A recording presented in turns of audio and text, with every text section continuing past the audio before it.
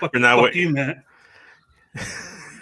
Yeah, see, now's the time. Now you say the fucked up shit because now we're live. Makes sense. Makes sense. No, it's all. I'm good. Let's see.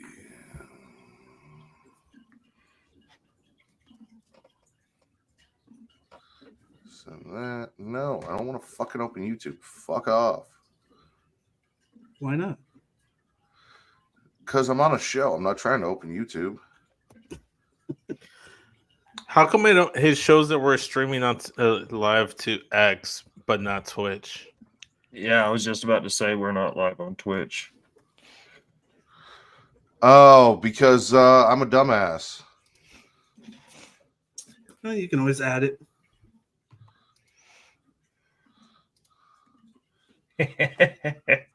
Live TV. See, I saw it, but I didn't Now feel we're on like Twitch. questioning Twitch. you. What's up, Twitch? At least I think we are. Should be anyway. It says it has the check mark for Twitch for sure. Yeah, no. I so Travis has like 50 different fucking platforms there, and I'm used to clicking Twitch, YouTube, and Facebook, but I swapped Facebook out for Twitter, and apparently I clicked Facebook instead of Twitch when I set this up. You did. You did indeed. But it's okay. You can live stream on Facebook Shit as happens. well. Hey, look, we're on Twitch. And Instagram. Why not? Just No, you can horror only do stuff. 3. You can only do 3. You can only do 3 at once? Yeah. Yeah, if you get the more expensive one, you can do 8. Travis ain't gonna do that. It's not worth it, honestly. Three's enough. You know, three's Yeah. a crowd. I believe Reek's coming, but he doesn't ever show up until I start talking shit, and doesn't look like he's seen. Well, he invitation said yet, so. he was gonna pop in. Whether he was gonna be on time, that was never. Well, clarified. see, you gotta remember, there's one group chat, and then there's another group chat, and there are simultaneous conversations going on. So I checked with Reek earlier today in the other group chat, and I was like, "Are you coming or not?" And he goes, "Yeah, if it's not too crowded." So. Did you ask Matt? I haven't asked Matt. No, he said he wanted. I don't want you to ask me. I want her to ask me. I choose her. I choose you, Pikachu. Well, she can't hear you. Hold up. Let me see. It's not enough wieners on screen, Allison. Hi, Say Al. what? A little frizzy and everywhere. You look like you just woke up from a nap, which you did. Do you want this to be on the show or do you want it to be on the pre-show? I don't think it really matters, honestly. She asked me this question in bed the other day. Completely I random. love that you two are in bed talking about me. It's my favorite thing.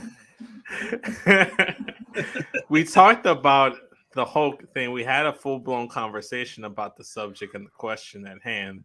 Then after it ended, she's like, I wonder if Matt blankety blank blank blank. If No, save it for later. Well, What are we saving it for? Yeah. You said it didn't matter if it was now or on the show, so. Say what? if I'm alive. Yeah, I just want to give her a second. Because she just woke up from a nap. I don't know if she wants to sit down and tell you, or if she. Allison she's said gonna- congrats on the nipples. Thank you, Allison. But yes, so it was a question. Then your name came about. It was like, I wonder, Matt asked, like she wanted to ask you the same question she asked me while we were in bed. I'm like, I wonder if Matt too. So I'm like, we'll just ask him on the show. So like, oh, we'll ask him. A live stream of your wedding. That's what she was sad about. Okay. Yeah, how come you didn't fucking have someone record the whole thing and go live on Twitter streaming your wedding? To be fair, We could have all been there. we got married at the courthouse. Yeah. That shit was done in like 2 minutes. Then we spent like the better part of an hour taking pictures. Then we went to like the Did dinner. you tell them what you did What did I do? in the 2 minutes that we were in that room? Oh, I didn't. Came? Did you shit yourself? No. Oh. The judge had like the wrong like marriage license paper and said Lindsay instead of Melissa. But he had asked you first. I didn't hear him properly, and then I said I do, and then he asked Melissa the same question, but I think he said He what? was like, "Do you, Lindsay, take this man?" So you took Lindsay to be your lawful wedded wife. I'm Lindsay. How does Melissa feel about you being married to Lindsay? And everyone was shook. No, technically it's not official. So you're okay. So that wasn't valid because it wasn't validated. Then he went and shuffled through the paperwork. So I'm like, okay, this is the one. And then said the right names, even though he fucked up my last name, even though I kept How telling do you him. fuck up Delgado? Because the way Del- that my identifications are, it's including my mom's maiden last name. So they treat Delgado as a middle name and just assume it's my mom's maiden name, which is Salgado. So it's Vicente Delgado Salgado. And he was calling me, it's like Mr. Salgado, Mr. and Mrs. Salgado. And I'm like, it's not Salgado, it's Delgado.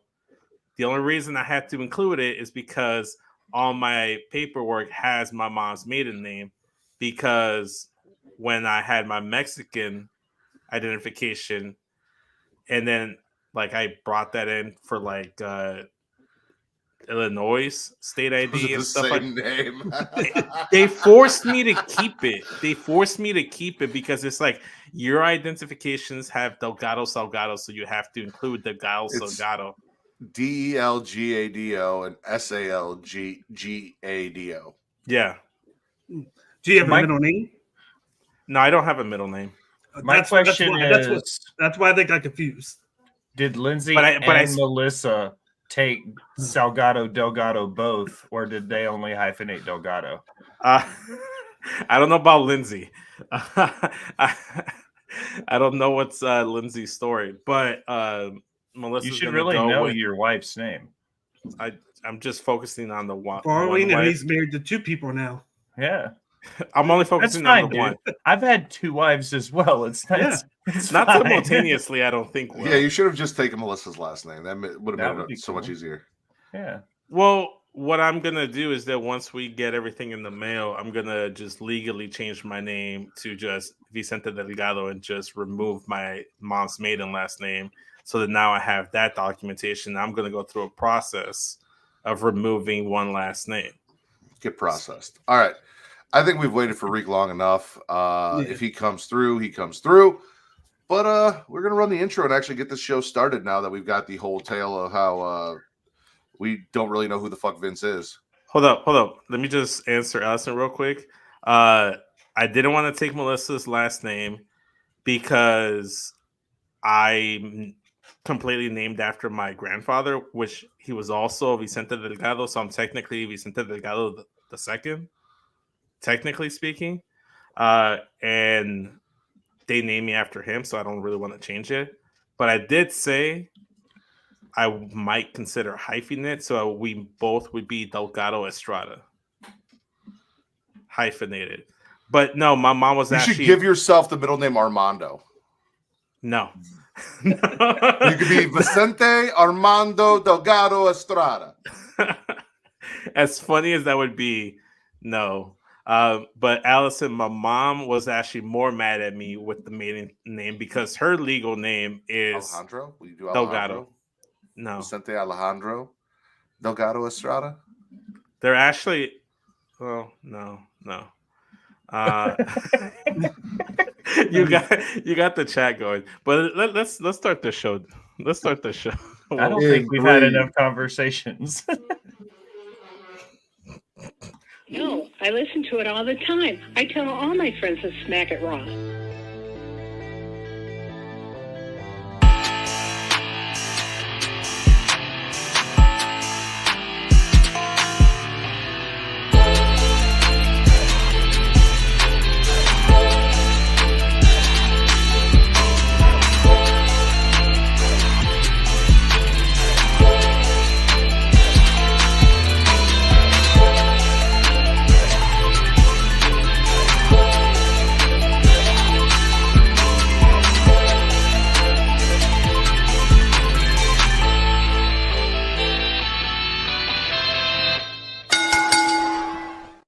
Following podcast contains mature content. The views and opinions expressed by the host are not necessarily those of the host. Listener discretion is advised.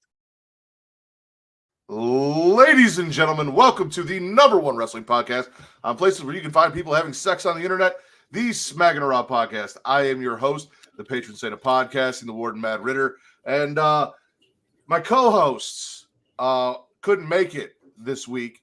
Miss Katie Kinsey Bay is at her sister's wedding, or was at her sister's wedding, so she was not able to make it.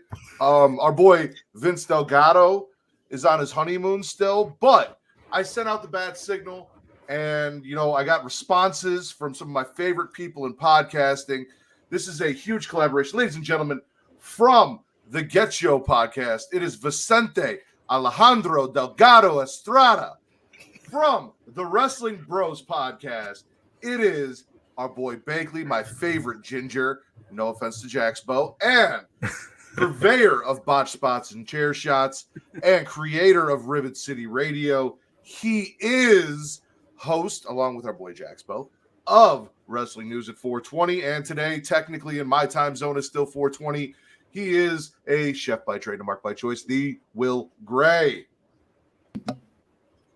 I'm just glad to be here. Will got the longest intro out of all of us. Yeah, tell us who you like the most, Matt, without telling us who you like the most. If Vince had shown up, he would have gotten Pornhub Poppy and Daddy Delgado, the Salt and Spitter Swallow. He would have got all that, but Vince isn't here. But I'm happy to have you here, Mr. Delgado Estrada. I appreciate you showing up. 1/8 of the Get Show podcast. Thank you. Me siento muy invitado. Reek also might be swinging through.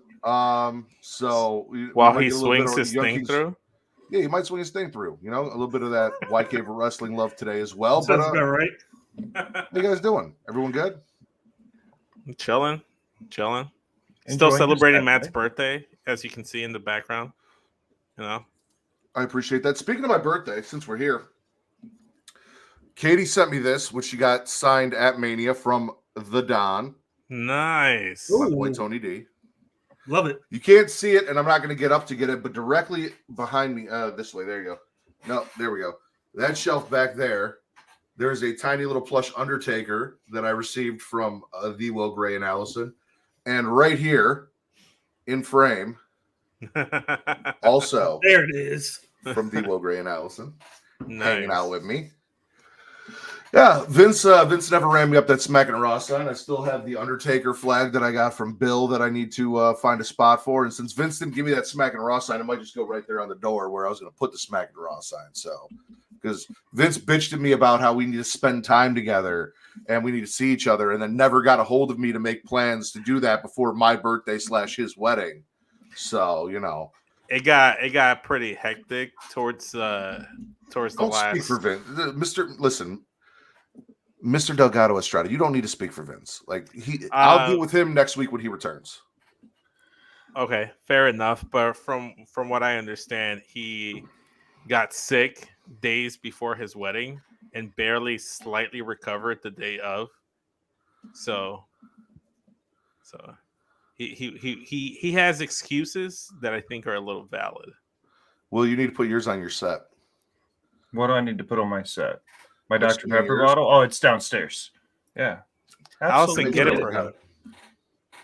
So, but with all that said, I want to thank everyone who's joining us live, whether you're joining us at Twitch.tv, which you almost weren't today, /World, where if you have an Amazon Prime subscription, you have Prime Gaming. If you have Prime Gaming, you get a free sub every month that you can give to your favorite Twitch streamer.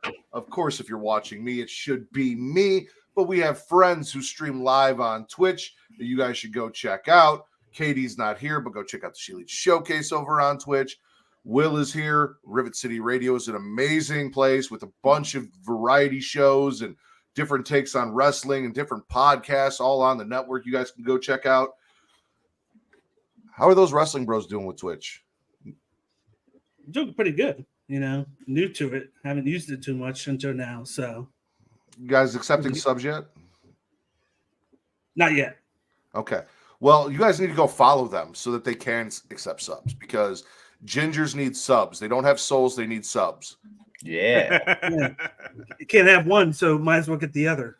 Exactly. Go help our boy out. And Mo's awesome too. Mo unfortunately couldn't make it tonight.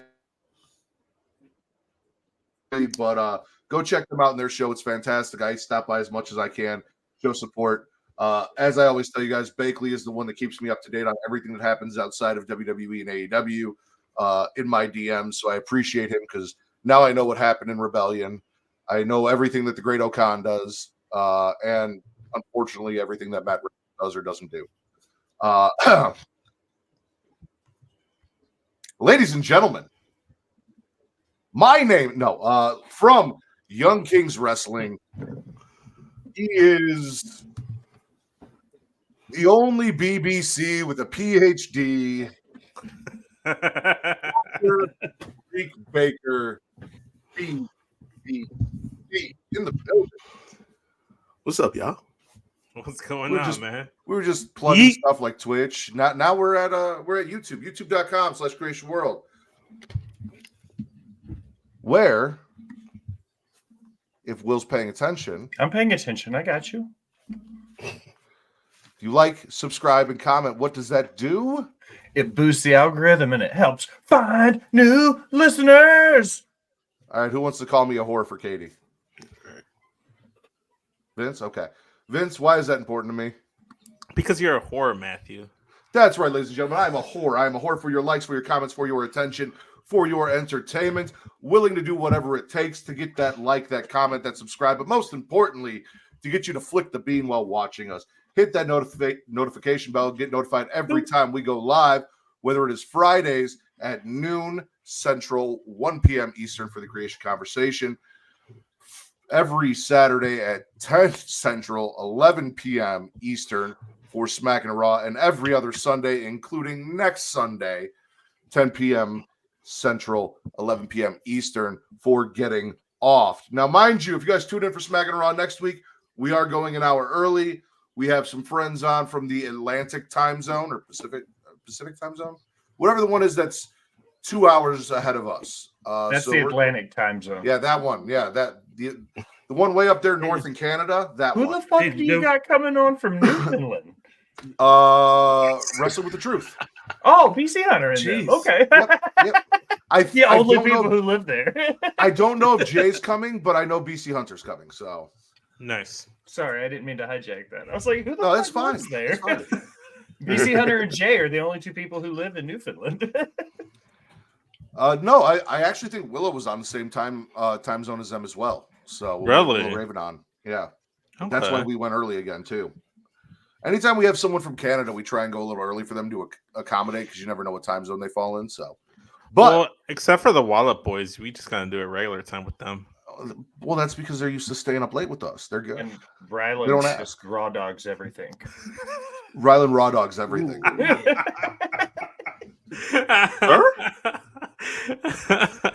All right. Well, I think I've sufficiently plugged everything. Katie did send me news and rumors because she does not miss a week. So let's see what we got here. Logan Paul and Nina Agdal are expecting their first child together in the fall. Cool. Okay. Yeah, to them.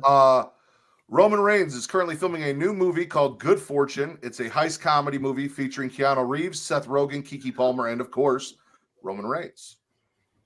Explains why he's away. Yeah. Yeah, we've seen the snapshots from it.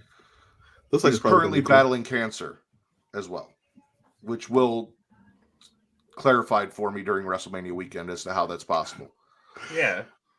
He talked about it in his presser. Yes, he's battling cancer. No, he's not taking IV chemo multiple times a week right now. He's on an oral chemo. That's all. And I'm not taking away, when I say that's all, my oral chemo fucking wrecked me. So what he's doing with it is amazing. But a lot of people have this misconception. I said it in my video.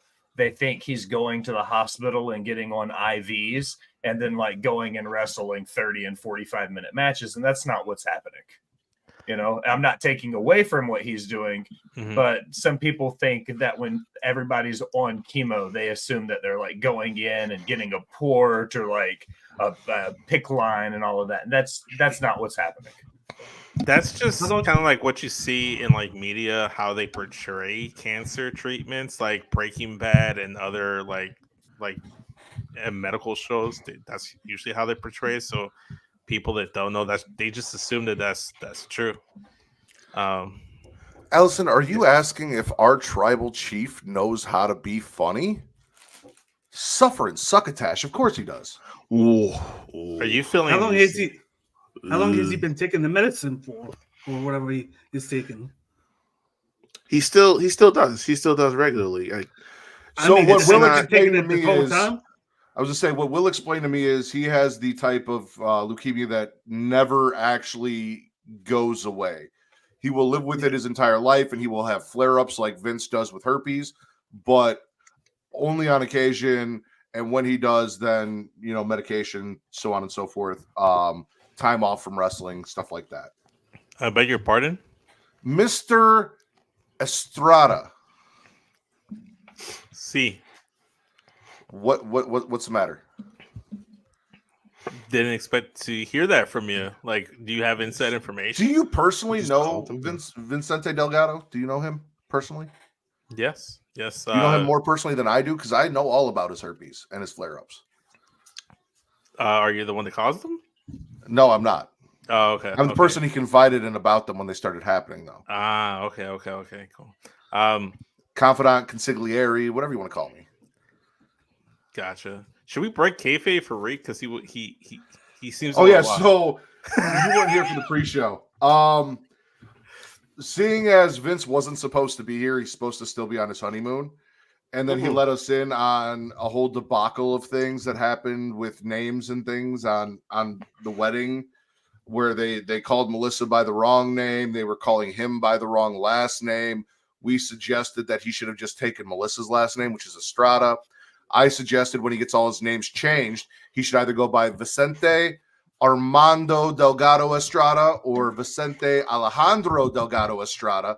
He turned both ideas down. He's not adding a middle name, but I think it would be dope, right? See, Rick's same page. What's wrong with you, bruh? So when I started the show, I said that my co-hosts Vince and Katie couldn't be here, but I sent out, the bat signal, and all of my favorite podcasters answered the call. So from the Get Yo podcast, we have Vicente Armando Delgado Estrada, and then I like Alejandro better. Alejandro. We can do Alejandro. Yeah, no. Yeah. Vicente Alejandro Delgado Estrada. Come on. Like, bruh. First off. We should just title that the episode. The episode is episode 338, Vicente Alejandro Delgado Estrada. I'm about to say, like, number one, first and foremost, yes, you will have the sexiest name in podcasting, right? And then, that could God be a title. forbid, and then, God forbid, right? God forbid you ever get divorced, you will never be single again with that name. I'm just saying, bro. I'm just saying. I will be excited to announce your full name, and I won't even call you Vince. I won't, Vicente. I'll do the whole thing. Oh man. I'm just an advocate. I'm just throwing it out here. Listen, man, I still got a bone to pick with you, man. You out here green lighting like competitions for shit I shouldn't be competing for. Like, Listen, we've been through this. If the people want it, I can't go Reek- against that. Reek is the Nick Aldis of the Pornhub Poppy race, all right? oh my god. You heard the man. Oh man. You heard the man. That's crazy. That's crazy. What were we talking about before this? Speaking of sexy names, Carlos Cabrera is All Elite on commentary. Oh, that's cute. Ruby Soho announces pregnancy to Angelo on Rampage, so it's up to us if we want to, I thought this shit was fake. No, if you check out Last Word on Sports, there's a great article written that quotes some of the sources as to how we know it's not fake. It was written by a great author, D. Will Gray. No, I mean, like before the announcement, like I thought like this thing was just like a storyline on screen thing. Like they It was. And then they actually started dating and seeing each other real life. And then she, when a man loves a woman, he. I mean, Angelo Parker strikes me as the kind of guy that doesn't like condoms. I'm just saying. I look at the guy and I say he doesn't like condoms. I would say probably not. But okay. Yeah. So you say you can look at a man and you can tell whether or not they like condoms. I didn't say I could look at every single man to determine whether they like condoms or not. He's worried about his hair. First off, I'm going to sit here and say that no man in this chat likes condoms. I'm just saying Angelo looks like a guy who doesn't use condoms. Okay. I can look at a guy, not every guy, but a guy, and be like, you don't use condoms. Matt, certain people Matt, have that.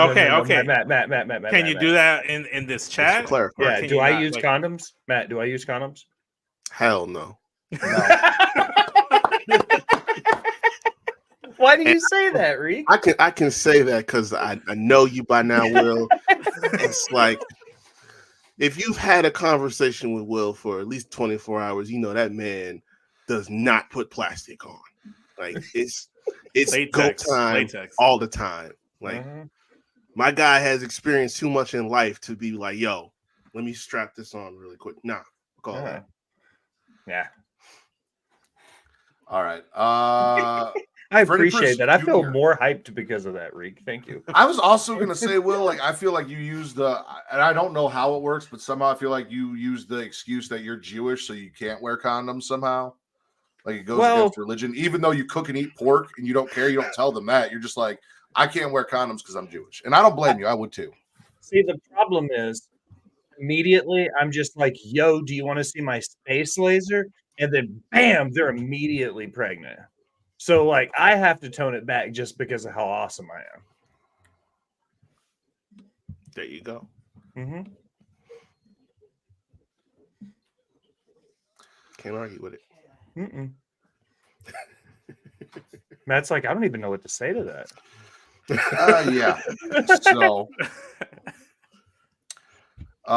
Freddie Prinze Jr. starting to look for networks for his wrestling promotion, going to be Lucha Underground inspired. The whole time I'm just thinking, like, how is Allison? Anyway, I not a discussion we need to have. We'll talk. She has her own space laser. I'm about to say, she's in the chat. So yeah. Again, we got Freddie Prinze Jr. looking for networks for his Lucha Underground inspired wrestling promotion. Are we excited for this? No, listen. Can we just be real? This is gonna be mid as hell. It is. Like, and it's no disrespect to Freddie. You know, he is a genuine, real fan, and you know, he worked as a writer, but as the time that he was a writer, the content wasn't nearly that great. So I don't have that much faith. Maybe I'm wrong, but on the surface, on his head right now, I'm not gonna see it. I'm sorry. I'm intrigued, but I'm middle in my expectations to exactly what he said. It's probably gonna be some sort of indie promotion at best. So if it does good there, then good for him. Here's me. Put your tinfoil hat for a moment. Vince McMahon, as of September, when everything closes, will own 0% of TKO and WWE. And on January 1, all of his non-competes will be up. What if Vince McMahon financially backs Freddie Prinze Jr.?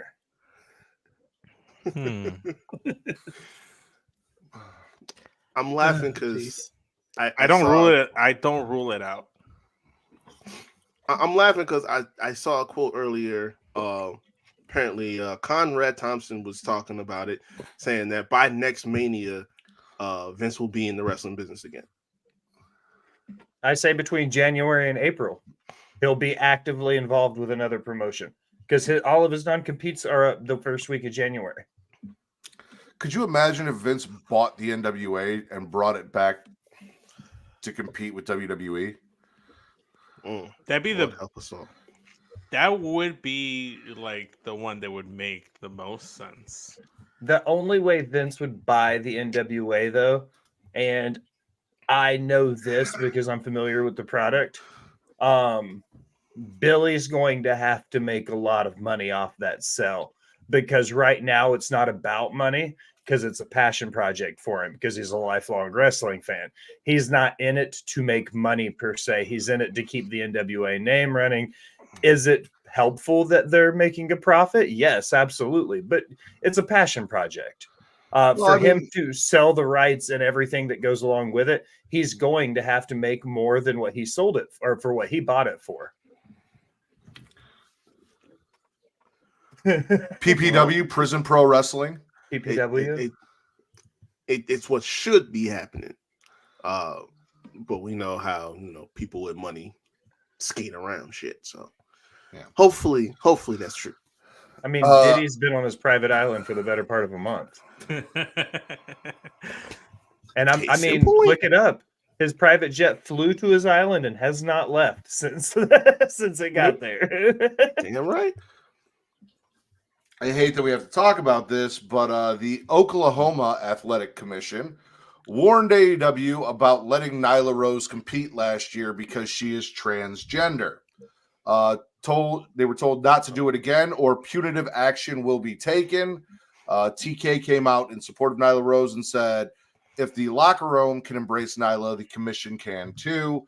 And he doesn't plan on, he didn't necessarily say he wasn't going to not book her in Oklahoma, but he didn't come out and say that he would book her in Oklahoma. He just, she is part of the roster and should need be, it is what it is. I saw a lot of stuff, people saying that she lied about her gender on her paperwork, this and that. Fucking transgender bullshit shitstorm. As always. I did a little bit of research into it. The people who are saying she lied about her gender, she put female because that's what she identifies at. They said she lied about her gender by putting female. Right. You see the gray area of as to how that could be a lie. This athletic commission in Oklahoma did backtrack a little bit when they had the backlash and they were like, we're looking to amend the rules based on different sports because wrestling is very different because the way it's written is there's not to be any male versus woman intergender combat sports in the state of Oklahoma at all. And because of the nature of this, you see where it automatically, there's a whole lot of gray, murky water here. The athletic commission in Oklahoma is saying they want to help remove some of that. So it's a little bit more clear specifically in the wrestling arena. And it was a little bit too late because everybody else is like, you know what? Fuck Oklahoma. Indie promotions started pulling out of bookings and stuff in the state already. So, yeah, it's wrestling. It is wrestling. We're not talking about boxing or MMA or any real high it's competition. But we're not talking about somebody getting hurt or somebody being getting an unfair advantage. It's wrestling. They're working together. Can we grow up? So I'm not going to have this debate because the debate could take the whole episode. I will say, in my personal opinion, at least for what I enjoy, not talking indies and everything like that, but at least for what I enjoy, if the outcome is predetermined, it is not a sport to me. It is a television show, and it's a television show full of highly athletic competitors and live action stunts that I fucking love. And I'm not calling them I'm not taking away their athleticism, their skill, or their ability. That is what I love about pro wrestling, along with the storytelling. But to me, it's not a quote unquote sport because the outcome is predetermined. That is just me. And I don't feel like it should fall under sports rules because of that. It's a TV show. Yeah. 100%. For the most part. Again, Indies, obviously not a TV show, different, but also in the same vein, predetermined outcomes, personally to me, not the same thing. Neither here nor there. Last two bits of news, and then we can get into our spits and swallows. Seth had surgery on his meniscus on Tuesday, so we won't be seeing him for a minute. Real MVP. God damn. They showed like a video of him from the side doing the curb stomp, and like he lands on it like a certain way where his like leg bends so far to the right, kind of gruesome. Yeah, You knew at the end of Mania, like he couldn't Yeah. stand up. He could not stand up. People was helping him out to walk. Something was really wrong. The fact that he was even able to put on such a good match with Drew night 2, and then the match he did put on night 1 is just a testament to this man's like abilities, just Right. sheer will too. Just like goddamn. Yeah, you don't want to win to miss WrestleMania, so he was ready to do whatever he had to Yeah, try and make sure that he went through both matches without having to cut it short. yeah. Mhm. No, couldn't be me. My allergies act up, and then I call off for work. I can't do it. Like I would not do it. Last but not least, in a huge blow to Young Kings Wrestling, Jinder Mahal, Xia Li, Zion Quinn, Veer, and Sangha have all been released from their WWE contracts. Oh, I didn't know about Veer and Sangha. So Veer and Sangha have actually been fairly vocal. I think Sangha went on and posted a video talking about how WWE wants to get all of this, the television views and the YouTube views and everything in India, yet they're not pushing, promoting, or doing anything with Indian superstars. He said currently right now there are no Indian superstars on the roster. Now that him, Jinder, and Veer are gone. We do know that Jinder went on Twitter, I think, and said he quit. Yeah, So released from their contract, whether it was because they wanted to be or other reasons. Yeah. For the record, that's a huge blow to TC. I could give two shits if Jinder. No, hold on. Jinder's gone for TC. Xia Li is gone for you, me, and Katie. You're right. I rescind that. You're absolutely right. I can I see said this- Zaya showing up That in was a sad TNA. moment. Hmm. I'll take it. I said this months ago.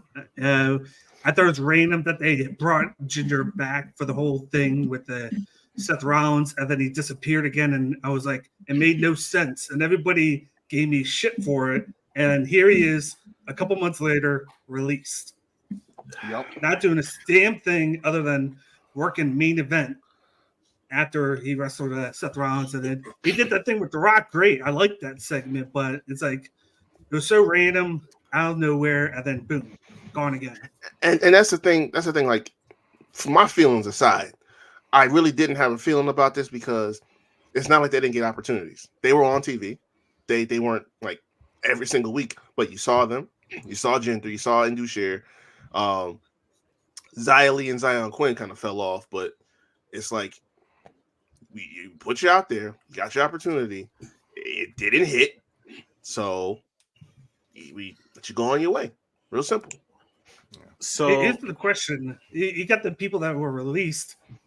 What does Odyssey Jones have on Triple H? Because he's still employed, and he got drafted to Raw, and he's been working SmackDown dark matches. He got drafted. no, he didn't get How many drafted to years Raw. ago? He got drafted as a free agent. He got left as a free agent. He got drafted to Raw and then never appeared. Just like Zion got drafted to SmackDown, and I think only appeared once. He got drafted the to Raw more- like 2 drafts ago. Yeah, I think the more important question is where our Odyssey is coming to Raw. Like we had the Veers coming to Raw. Like where is that? So we can make the jokes about how he got lost on his way there. Yeah. I'm sure that was a Vince thing because, I mean, dude was coming for 6 months, and He was. nobody got pregnant, so that's a little odd. Yeah. He doesn't have a space laser. What you got, Will? WWE does rolling 90-day contracts, so we're starting Q2 now.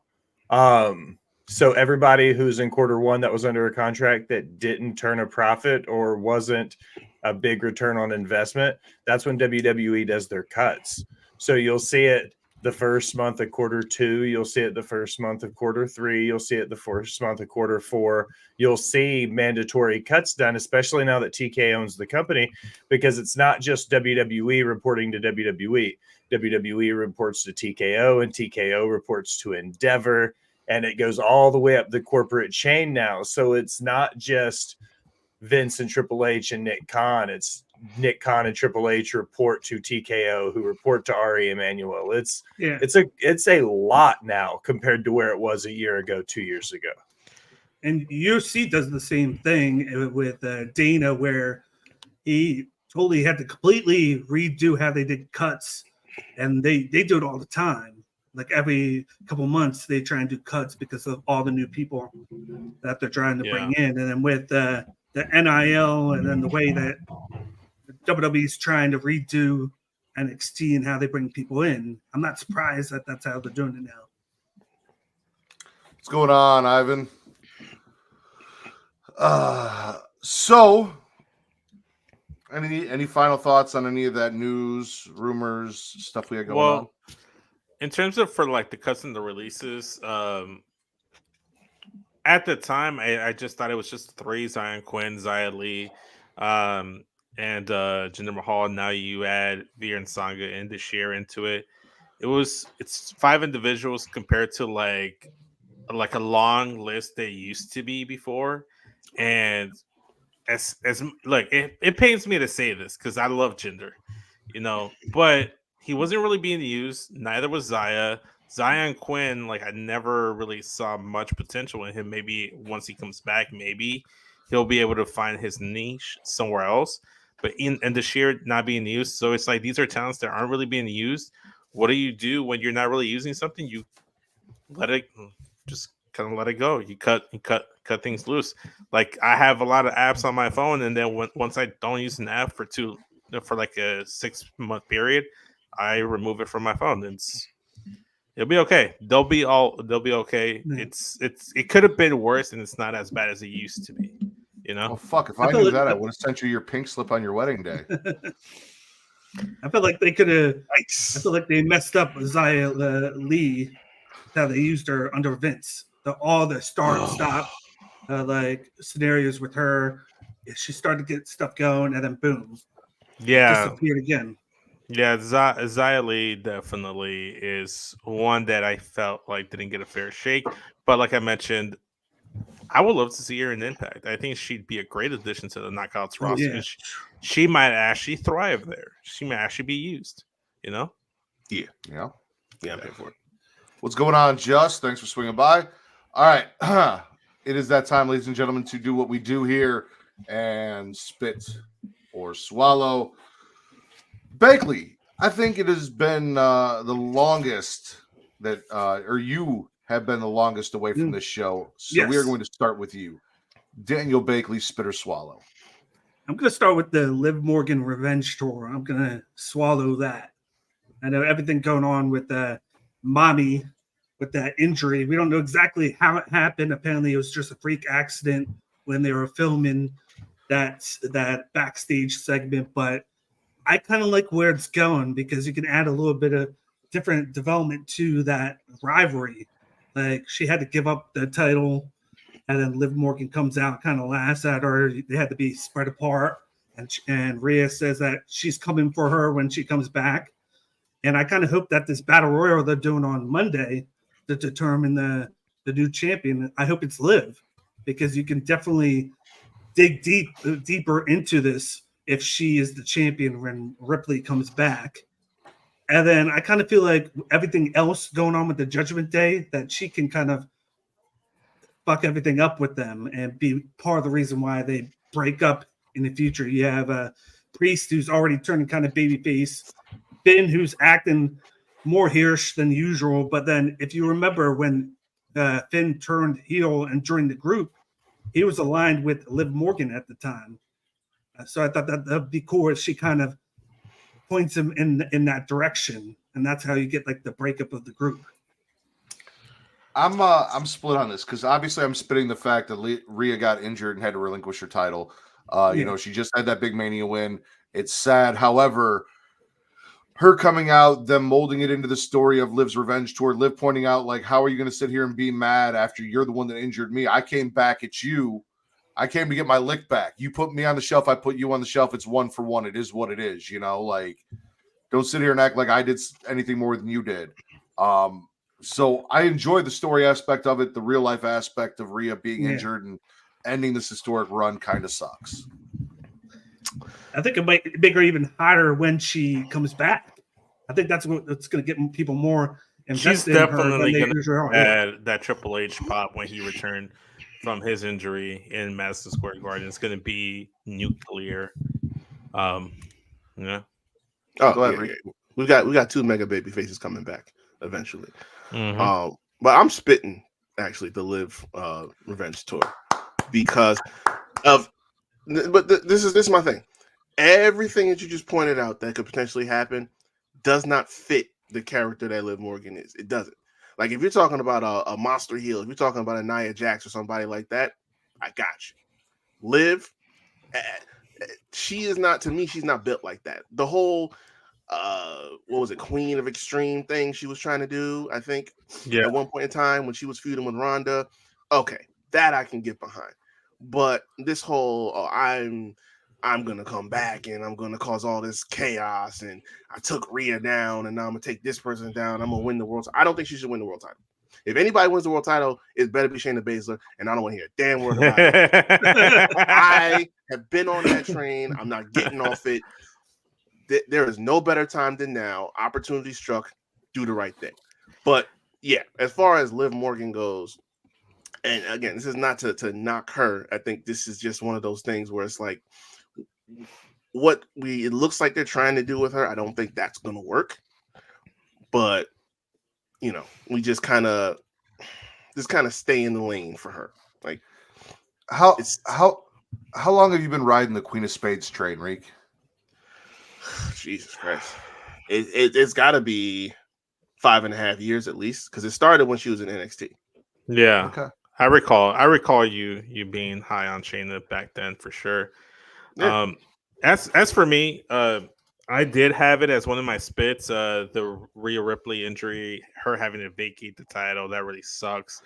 That this is how her reign ends. And I'm also spitting the Liv Morgan revenge tour because I'm personally not feeling it. I haven't cared for it because they started the whole revenge tour thing after she returned at the Rumble. She was trying to go after the title. She couldn't capitalize on that for some reason. She's going after Becky and Nia. And everyone's like, oh, I want a triple threat, include Liv in there. And I didn't want to live in that match. And I'm glad she wasn't in there. Mm-hmm. The reason she was going after Becky and Nia is because she was trying to get to Rhea. And Becky she and Nia didn't want the Rumble. She didn't want the Chamber. Get in line. Then she came back and she did the whole angle and stuff like that. Obviously, freak injury. I'm not actually blaming Liv Morgan the person. I don't have any beef with her. She's awesome, but the character on screen, I don't care for this revenge tour thing. I really don't want her to be the champion because I don't think she'd hold on to the title. Because if she wins the title on Monday, I guarantee you she won't be champion by the time Rhea comes back. Because because I don't know how long Rhea's going to be gone, but I guarantee you that Liv will not have that long of a reign, more than 6 months.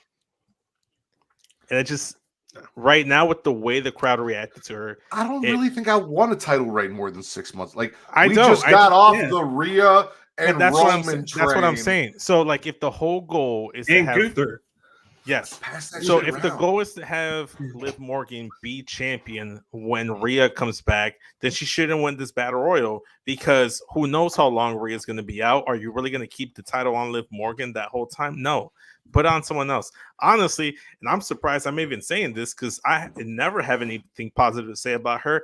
I think Nia would be a better choice to put that title on Oh, if Becky yeah. Lynch isn't going to be on weekly TV and if she's going to take some time off. I think Nia is a better choice to be the world champion on Raw to solidify that women's division. I know Well, she Rick did ain't it. gonna be mad about that. I would not. All right, She did have a title shot without even beating anybody. Yeah. enough on the Live Revenge tour, Rhea, her injury, all of that. I see Will sitting over there. He's been very quiet. I know he's got a rebellion in his soul. Will Gray, spit or swallow. Sir, you're absolutely right. All right. First things first, right off the rip, I'm going to big swallow the return of broken Matt Hardy. I'm going to pick that thing just right off the rip. That happened. Oh shit. He came back at the end of Rebellion. Moose had a banger of a match against Nick Nemeth, which is a totally different talking point I'm bringing up later. But Moose and Nick Nemeth's match was an absolute banger, just down to the nitty gritty. You thought maybe, Dolph had a win in him. He's been to New Japan. He won a title there. Maybe he's going to come to TNA and win the big one on this first try. They had me convinced that might be the case. Then after that, Matt Hardy comes out of nowhere, takes Moose out, and picks up the strap. It's like, hell yeah. Broken Matt Hardy. I don't know how I feel about Matt Hardy beating up Moose. Because he's broken in more ways than one, and most of those are in his body. And I love Matt Hardy, but Well, the best part about broken Matt Hardy, though, that's the safest version of him because he doesn't have to do anything because he has the supernatural powers. You see what I mean? So this is the best version of him to try to continue wrestling as because it's the safest version of Matt Hardy.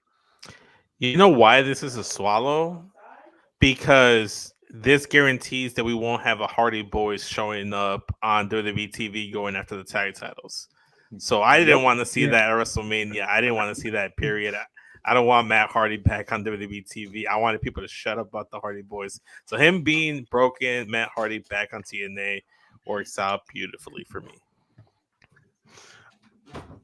I'm also I'm not a big Liv Morgan person. Thank you. She's well, the we reason. moved on. I know. I didn't say anything about Liv Morgan though. Okay, go ahead. Well, That's yeah. I'm here for it. I mean, the Final Deletion walked so that cinematic matches could run, and that proved to be so effective during the pandemic. So, I mean, listen, if it keeps him from actually, getting as active as he's used to being, because his back is like an accordion at this point, let's just roll with that.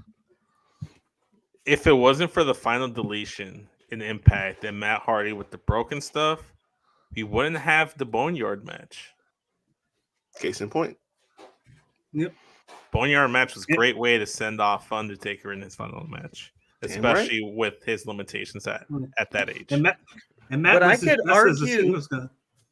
I could argue and say, though, that the Halloween Havoc graveyard matches that Vampiro had in 96 and 98 okay, all right. The original cinematic matches. Though. Listen, you will not catch me saying anything negative about Vampiro.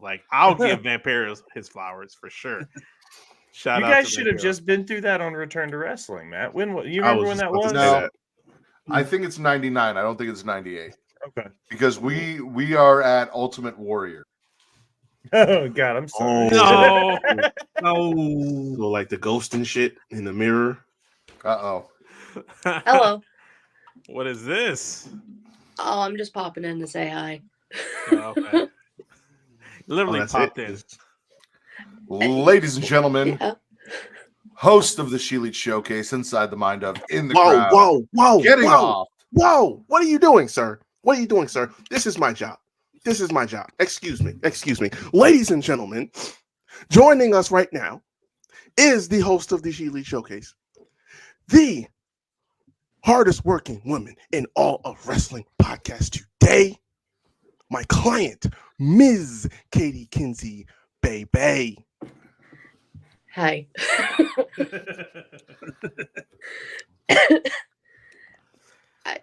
I was like, I saw they're live, whatever, I'll pop in real quick still, and just to disrupt your show for a little bit, because why not?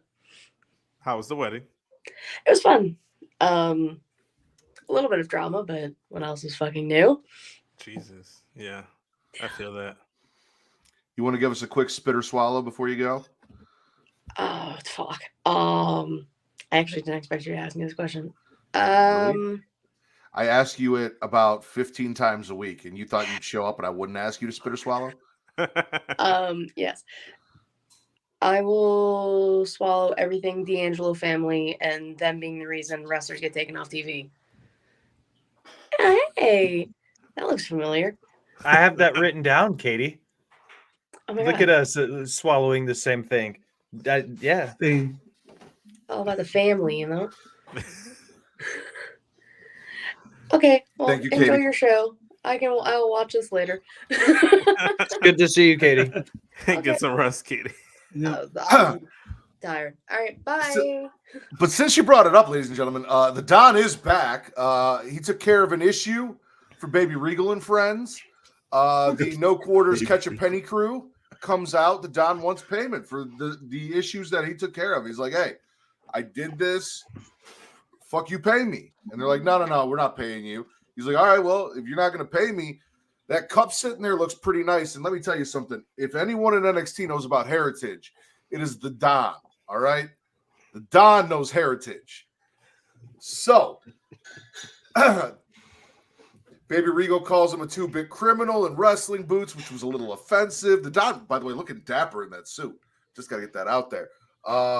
They end up getting a brawl because they refuse to pay up, and we may be seeing Tony D'Angelo Heritage Cup champion because we got to put something on that man.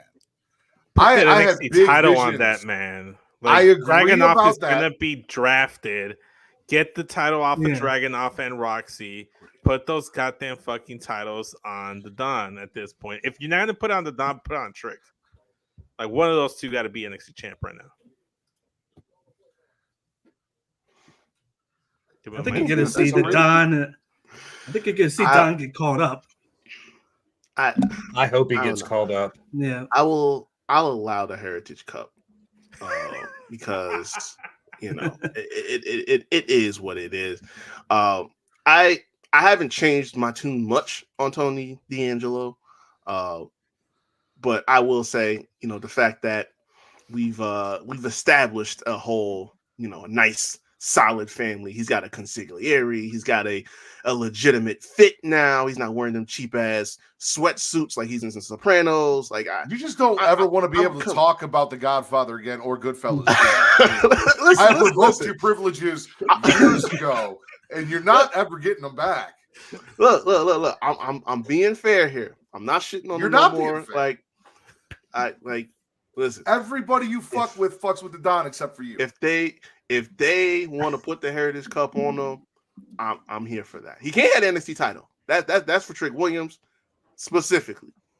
But Heritage Cup, I'm all good with that. If they put the cup on Tony D'Angelo, I don't want to see that man carrying the Heritage Cup. He needs to have hired help carry that fucking title.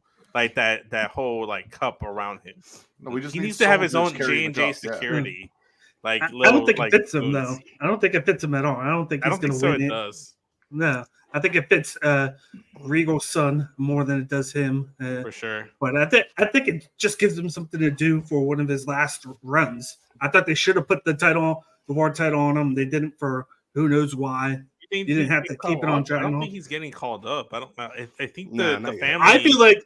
I feel like he will, but then the family stays down because as we know, no. Yeah, but as we know, everybody goes up and down. There's no draft. they just do whatever the fuck they want. Ohana Listen, means Santos? family. Family means Santos- family. Family means no one gets left behind. God damn it.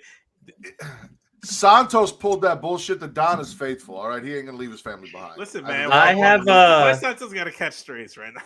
I have an Because idea Santos that would did. make. I have an idea that I think would make everybody happy. Okay. Okay. Here's the thing. Going into the draft, we all know when you see the nifty little logo now, it's red and it's blue, but also at the bottom, yeah, it's gold. They're shifting to where NXT won't be a developmental anymore. They've already leaked to a couple of the higher end dirt sheets and said that there will be between 3 to 5, maybe as many as 7 main roster talent drafted to NXT. So they're going to be Fuck yeah. splitting the wealth up some because guess what? CW now looks at WWE and goes, okay, we're paying all this money. We're paying you millions of dollars for a product. We want a little bit more stars than your developmental. So what you do is you draft Tony D to the main roster.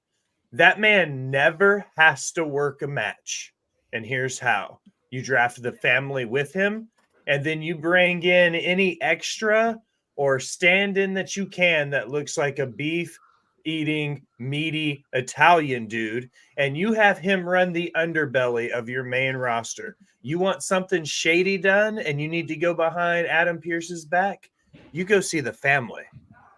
You want something exciting done that you can't necessarily get done on the up and up, you go see the Don.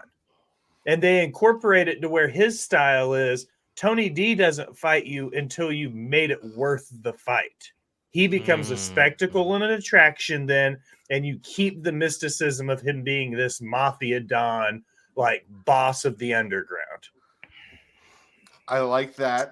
I also have a compromise for Reek that I think will make Young Kings Wrestling happy on all fronts. Okay. Now, I heard what you said about that title's for Trick, and I get where you're coming from. We love Trick.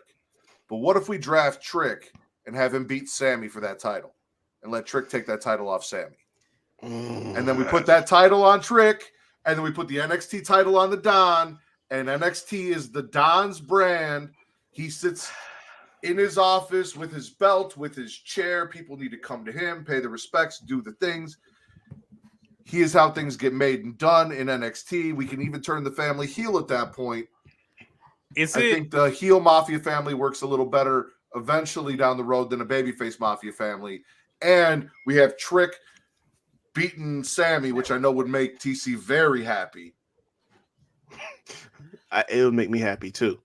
I'm not opposed to Trick beating Sammy in any capacity, but I have thoughts about that title, and I'll get to it in a second.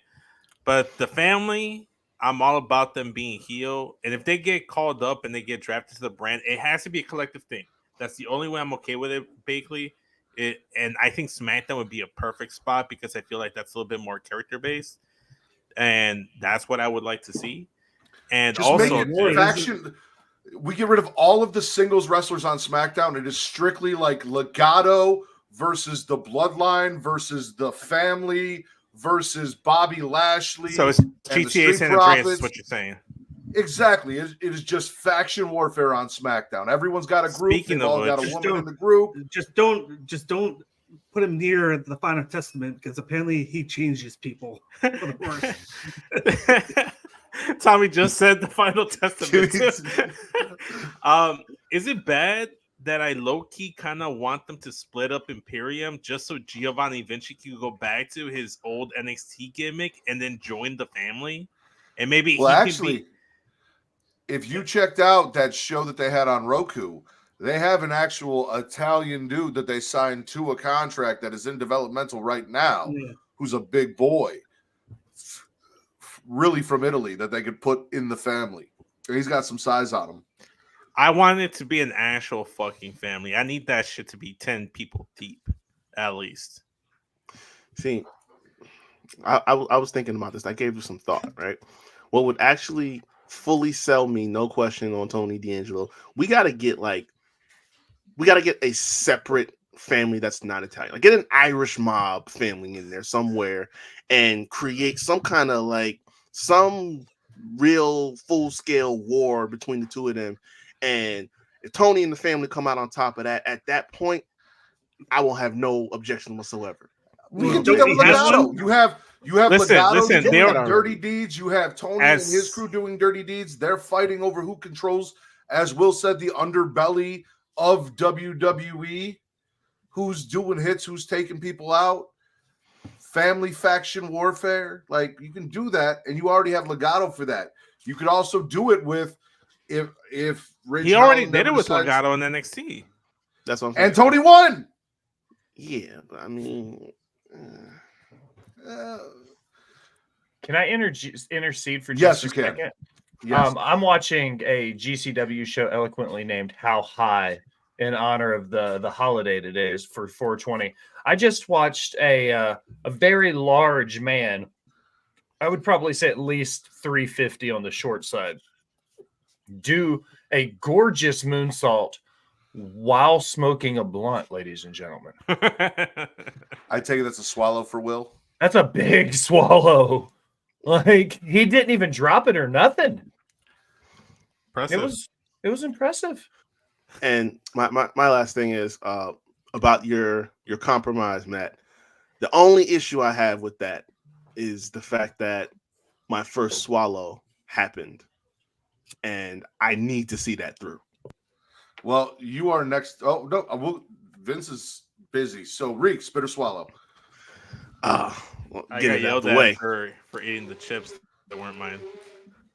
That's what was Bro, happening. you But in just my got married. You defense- can't be breaking cardinal sins. But like in that. in my defense, there was maybe like 5% chips left in that bag. Doesn't Then matter. you definitely don't eat the end of the chips. Yeah, then. no. If that's all that's Exactly. left, you definitely don't eat the last of anything. God, dude. It's too early to be fucking up like that. Yeah. It's way too early. But yeah, getting the big swallow for me is Chad Gable snapped, beat down Sammy in front of his wife, put him in an ankle lock. I wish he would have broke it, but I need to see this through now. Like, Chad has to beat this man within an inch of his life and take that title off of him, because I never got with the Sammy, Rocky, whatever they doing project. The interest was cool in Montreal. I'll give it to him that. And I said this last week. It's not knocking Sammy personally, but this shouldn't be him. And that end of the day, I think Chad tweeted it out. He's like, if you think deep down, you know he had this coming. I agree. I do. I think he should keep getting it like every single fucking Monday until he like loses that title. Hell yeah. And then add the added fact that supposedly it looks like the Creeds approved on Twitter, on X or whatever, and they were training together.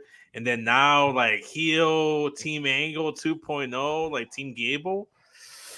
Yes. Do we have any Sami Zayn fans in the house that want to see him keep that IC title? Bakley? Well, that doesn't count. No. You're a ginger with him, so you know you root for your fellow kind. I get that. Yeah, you know, I root for Mexicans. It's the same thing. I'm just saying Chad did lose already twice. Maybe he could have won the first two times before Sami Zayn had his shot. He And then had he was the first person to beat Gunther on the main roster, I'm pretty sure. I I would- would DQ. I would assume that the Creeds and Chad go heel, and maybe Maxine and Yeah. Otis go off to do their own thing. Maxine and And- Otis. Yeah, and unfortunately, Kyoto what about- might be lost in the shuffle. What about Ivy? What about Ivy? She's with the Creeds. Yeah, I can I- see Ivy going with the Creeds. I honestly, I think maybe a heel turn would be good for Ivy. I think that might help her a little bit. Yes. Well, She's when got they that first debuted in NXT, led by Roderick Strong, they were all heels, and that was probably when I thought they were the most interesting, including Ivy Nile. Like I thought they were more interesting as heels. But Their matches were great though, and that's what kept them on. Yeah. Mhm. Vince, yes, would you like to use your turn to spit or swallow, or would you like use your turn to ask me a question, or have Melissa ask me the question that we've been waiting for an hour? no, I'm gonna swallow because I've been waiting to swallow for. See, about, Reek, like, what 3 you also weeks. missed is apparently Melissa and Vince were laying in bed together, and both had a question about me well together in bed. That So Vince has the been question cock-teasing was- me about. Well, if you ask the question, then that's your turn. So either it's your spit or swallow or your question. I'm not asking. I'm clarifying for Reek. The question was asked towards me, and then it was wondered, should this be asked to Matt? Like, let's ask Matt. And then Matt chose Melissa to go ahead and ask the questions. But I said after the show, so we'll do it post show. So my first swallow. I do too. I want another question though. It's okay. You're gonna make us wait. That's crazy. Yeah. Just like this man made us wait for 8 months, but the wait was totally fucking worth it. It may not be a thing anymore, and it may not be a thing that Matthew doesn't allow me to acknowledge because of my own doing. But I am swallowing the return of Sheamus on Raw. Not only did he come back with another banger of a match, but he came back with his old theme song. Shout out Lobsterhead. I think that's the name of the band. I'm gonna say Lobsterhead. Sheamus. Yeah, for Sheamus. Fucking fantastic. I was so excited for this man. I was glad to see him on TV, and I'm glad that he returned on Raw because my Austin theory and what I want to see happen, I want to see him get that IC title. Fuck Sammy. Fuck Chad Gable. I want that IC title on Sheamus. He needs to get that Chad one. Gable for. Also, listen, Because I want Vince fucked Sheamus up to be the- champ. Goddamn. Vince Delgado of the Smackin' It Raw podcast absolutely and totally ruined any chance of us acknowledging his Sheamus stanism. However, Vicente Alejandro Delgado Estrada is a man who could ride for Sheamus that I would believe in, because I feel like that man would draft Sheamus #1 in a draft and not betray the man that he was standing for, unlike other Vinces we know. Ooh, going back now. Is that you saying you'd be willing to do a draft? That's me saying I would draft with Vicente Alejandro Delgado Estrada. Okay, we'll have your people talk to my people, which I'm is gonna my need to see wife. the official paperwork on that too. You're not just gonna no. I'm gonna need it in writing. All right. But yeah, no, Sheamus back. It was a great sight to see. He looked great. Fuck the people that were shitting on him and body shaming him. Fuck all y'all. Y'all wish he looked as good as Sheamus does. I do. You know what's gonna happen now, right? What? Because you said this, now the IC title is gonna go to SmackDown. He better get drafted to fucking SmackDown. Bakley, why do you gotta put that out there? I'm just saying, why? See, this is what I don't get. Why do you bring him back a week before the draft, switch him to Raw just for the draft to be a week later, and the potential for that title to move from Raw to SmackDown? Let's Instead of waiting a week. let's not get ahead of ourselves, Bakley. Let's mourn if that happens next week. Okay? Indeed. Okay, just saying though. Just saying. No, you're And, right. like- You're right. You're right. Fair points. Those are fair points. I'm happy. I'm happy. I'm happy. My uncle Seamus is back. You know, I've missed him for the last 8 months. You know, I haven't seen my Ginger Crota as much as possible on TV, and now I get it. You know, but a week before the draft, it just made no sense. Well, we will all be fully satisfied, hopefully, come the draft. But if you're not so sure if you're going to be satisfied come the draft, then maybe you guys should check out patreon.com/Smackin' It Raw, guaranteed to satisfy you. For just $1, you get 3 shows. You get to Return to Wrestling with me and Travis breaking down old school WCW. We will be recording the next episode next weekend, which is Fall Brawl War Games 1998. It is WCW versus the NWO versus the Wolfpack in War Games. We've got Ultimate Warrior, Diamond Dallas Page, and Roddy Piper versus Hulk Hogan, Bret Hart, and Stevie Ray versus Sting, Lex Luger, and Kevin Nash, as well as a bunch of other great stuff. The beginning of Chris Jericho and the Goldberg, Greenberg stuff. Everything is starting to pop off now. It is a great time to hop on.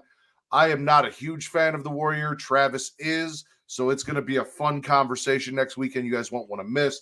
We also have Multiverse with Travis and Mara, where they break down DC animated films. Their next one is Hush, not the Netflix horror movie, the DC animated film. So go check that out, because I believe the last one was Under the Red Hood.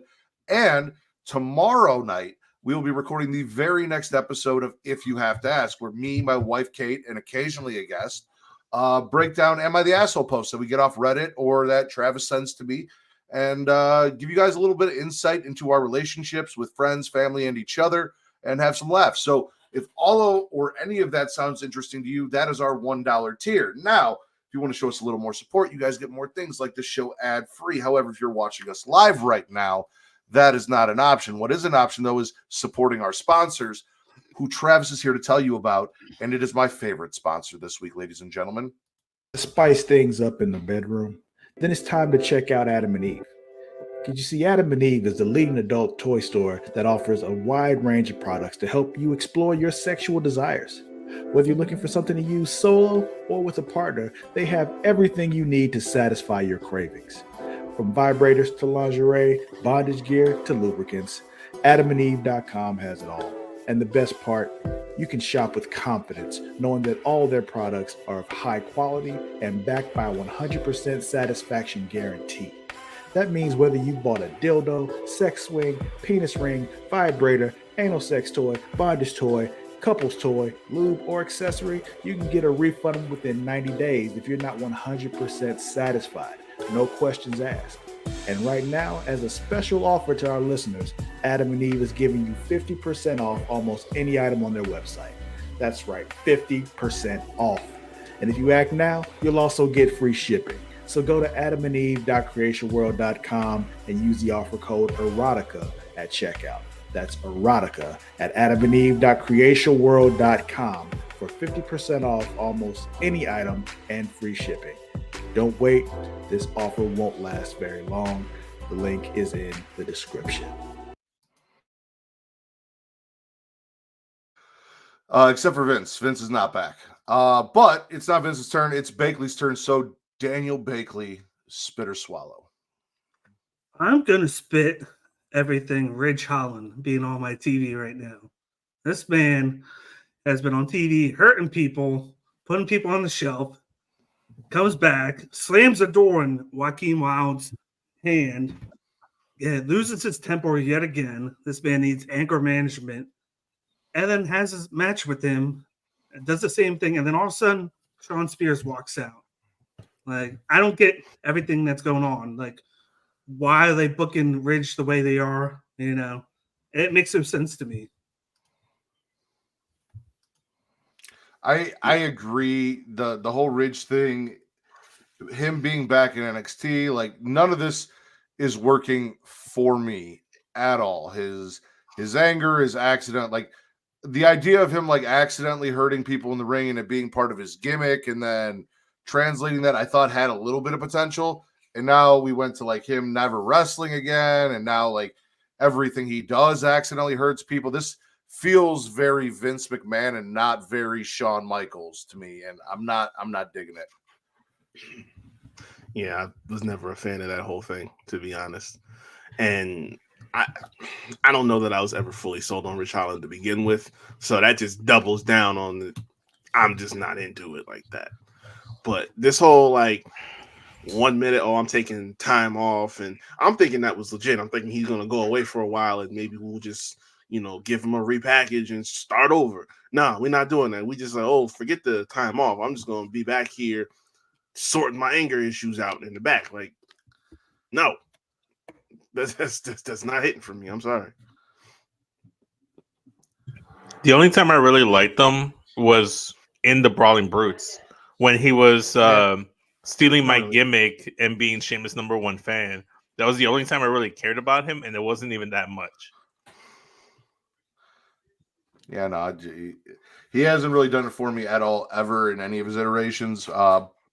Pete Dunne's better off away from the Brawling Brutes. Sheamus is back with his old music and his old look, and I think everyone's better off away from the Brawling Brutes except for Rich Holland, and I think that says a lot about Rich Holland. Will, spit or swallow? I'm gargling undecidedly Tatum Paxley Okay. across the board. Okay, and I know you guys are like, holy fuck, Will said something NXT related. I throw that curveball. Thought it was gonna be like TNA or NWA or some fucking like mud show from NXT. All right. You Tatum got 40 Paxley. minutes. We'll at least get 2 more spits or swallows in before the show is over. So you got Yeah. time. Okay. I've got a plenty long list, but the issue is Tatum Paxley is, I would say, the third best person to attempt to pull this gimmick off between Alexa Bliss and Team Firecrotch. Because Alexa Bliss was the best, Team Firecrotch was the second best, and now Tatum Paxley is swimming in oblivion trying to pull off the same stuff that was done better than what she's doing before her. See, You're referencing her character, the supernatural Okay, stuff. okay. Yeah, try to pull. That's what I'm saying. It seems like they're just copying and pasting a lot of like pieces they liked when Alexa did it and when Team Firecrotch did it, and now she's doing it, and it's like she's adapting her own version of it with like her aesthetic versus Alba Fire and them's aesthetic versus Alexa's aesthetic with the Fiend.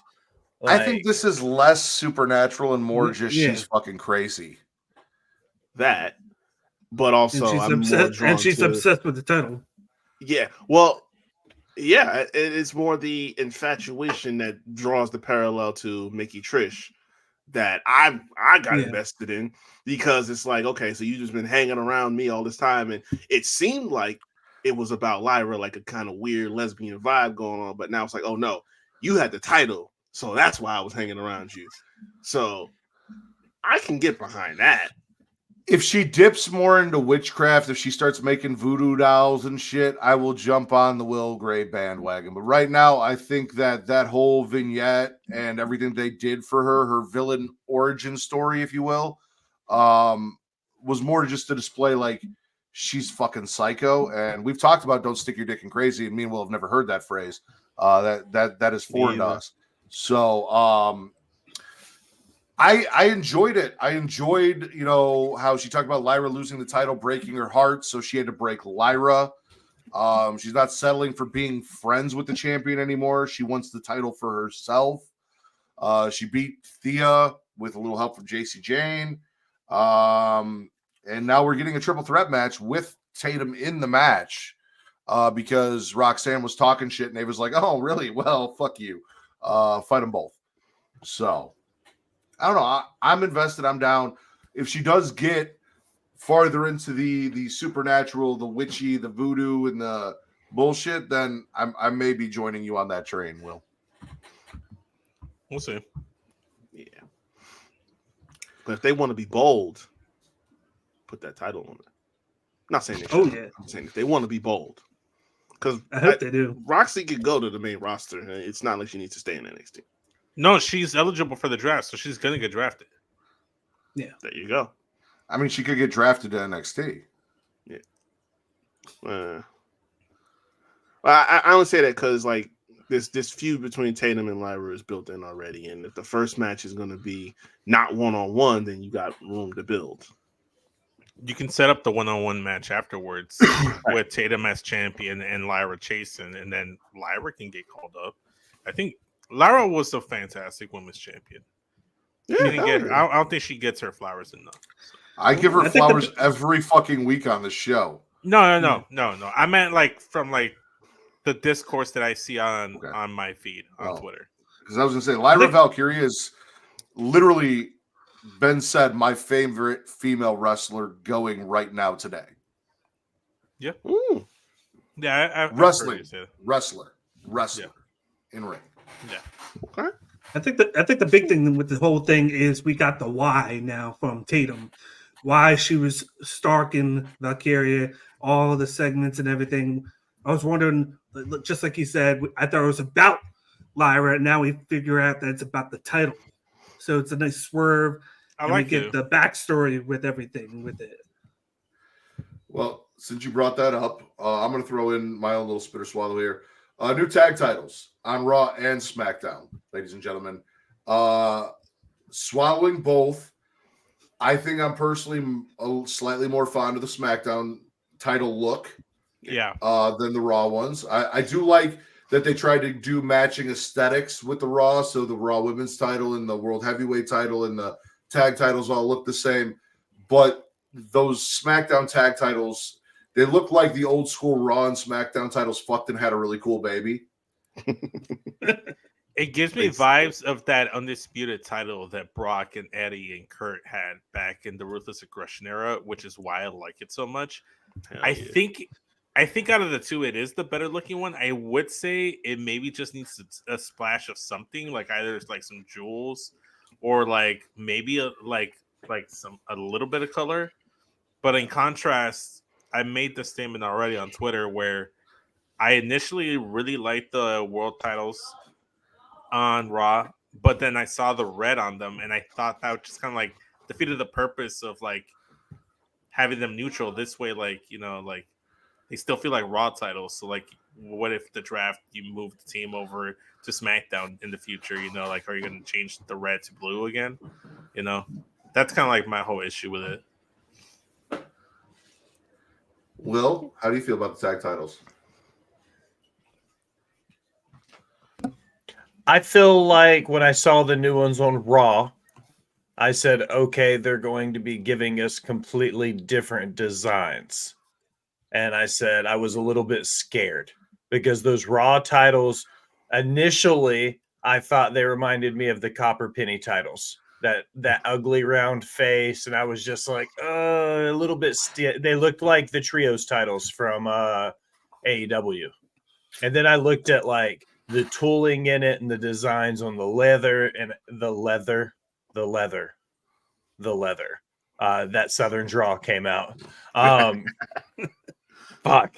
I looked at the tooling on the leather and I was like, okay, these look gorgeous. But then when I saw the ones from Friday and I saw the saggy ass diaper titles, and I was like, these belts are fucking perfect.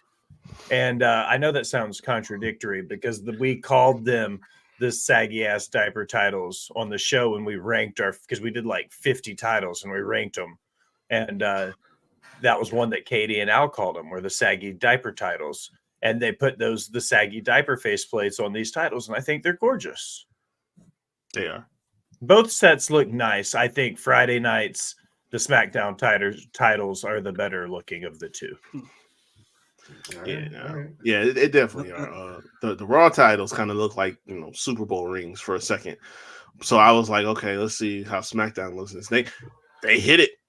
Second I seen it, I'm like, okay, yeah, we good. Because I thought back to the Ruthless Aggression, and even before that, those the Attitude Era titles and stuff. Like, okay, the Dudley Boys signature belts, like, yeah, yeah, it really does look that way. Also, like, I was on TikTok and someone said that the world tag titles on Raw kind of look like a pepperoni pizza, and I can't unsee that now.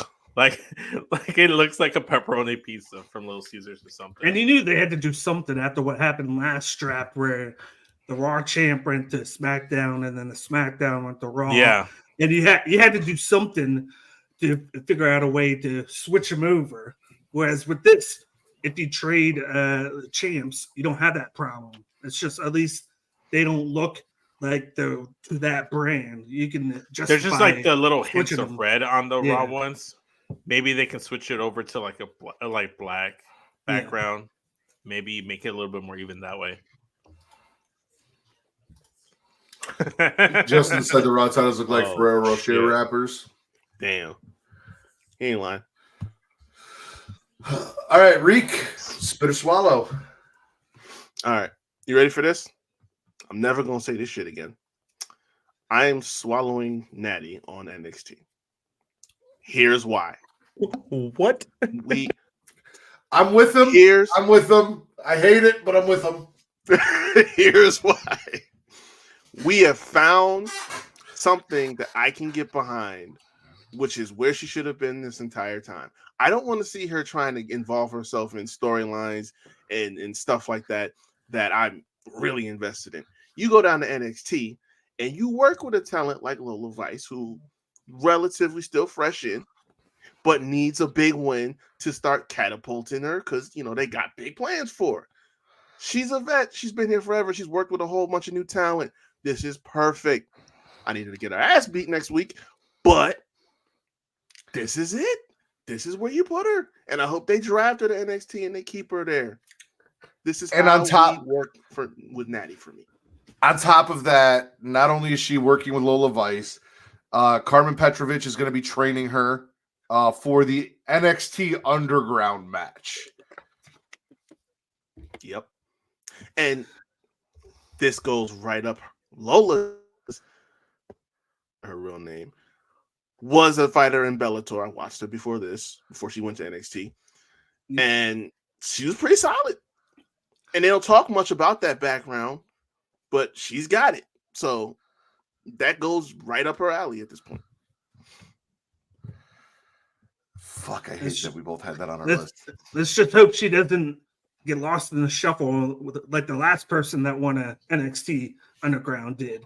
Because we saw that Eddie Thorpe won one, and then poof, he disappeared. What happened to him? 2 minutes later. Eddie Thorpe wasn't wrestling Natalia or the Natalia equivalent of the men's division. No. But I mean, even still, like, I would think that they put enough time and effort into this character that Dijak is that should have meant something.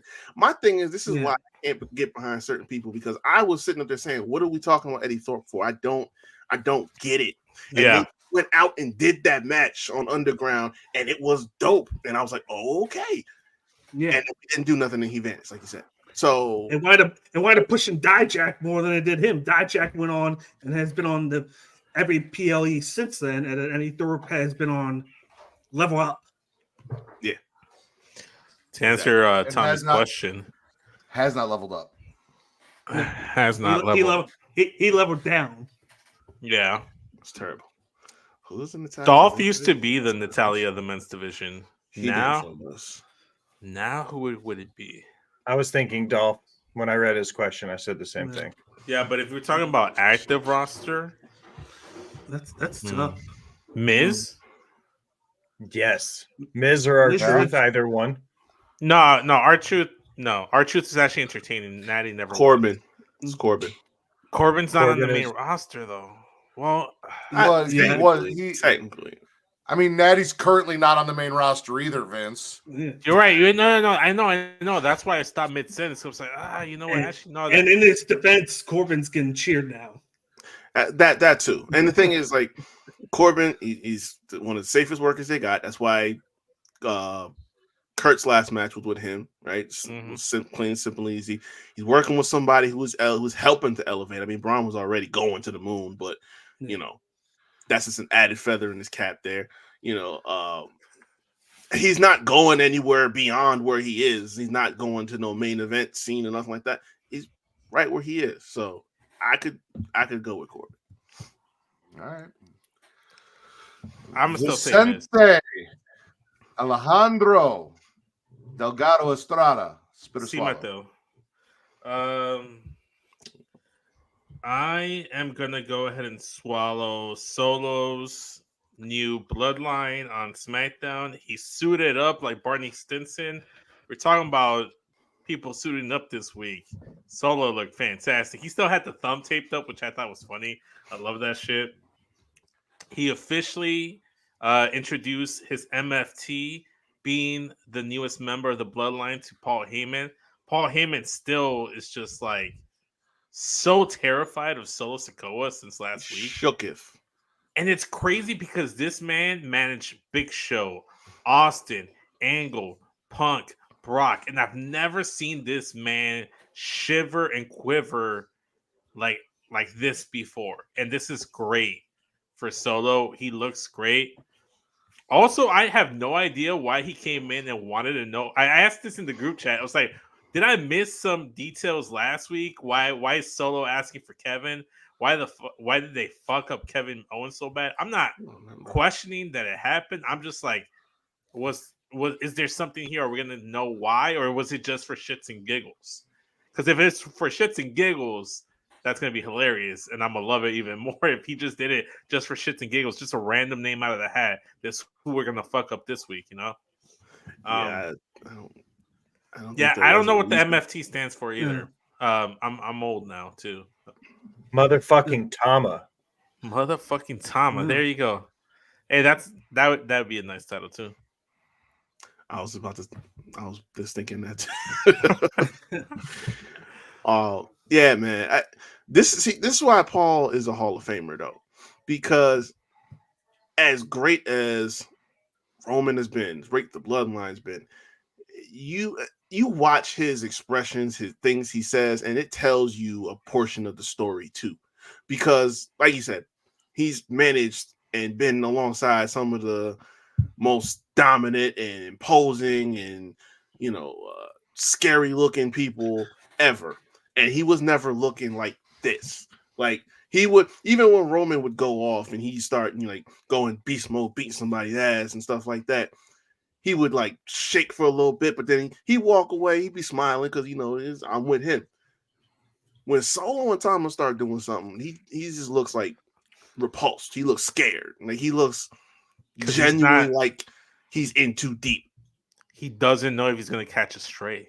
He's like, when are they gonna attack? Because he doesn't have that safety net and security that he's always had with Brock, Roman, and Punk. Exactly. The problem is that Roman saw the value in Paul. He don't know if Solo and Thomas see that in him. They just know that he's the wise man. He's around here. He knows he's not seen as an equal to them. Hey, Rick, you always used to hate it when I make DBZ reference when you weren't here. I'm gonna make one while you're here.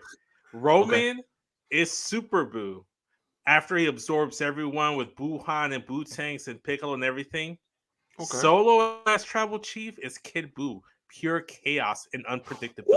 Ooh, okay, I'm with you. I think with Paul Heyman, it's the fact that he could trust Roman because Roman's, like you said, he saw the value in Paul where he was more methodical. Like he would tell Paul what he was doing, whereas Solo's just going on just pure adrenaline. He's doing whatever he does, and he doesn't tell Paul. So Paul's not in like the circle right now. He's just there just to be there, and Solo's just, I guess, use him for what he needs, but he's just keep him at like arm's length. He's not in front of him whenever they're doing something.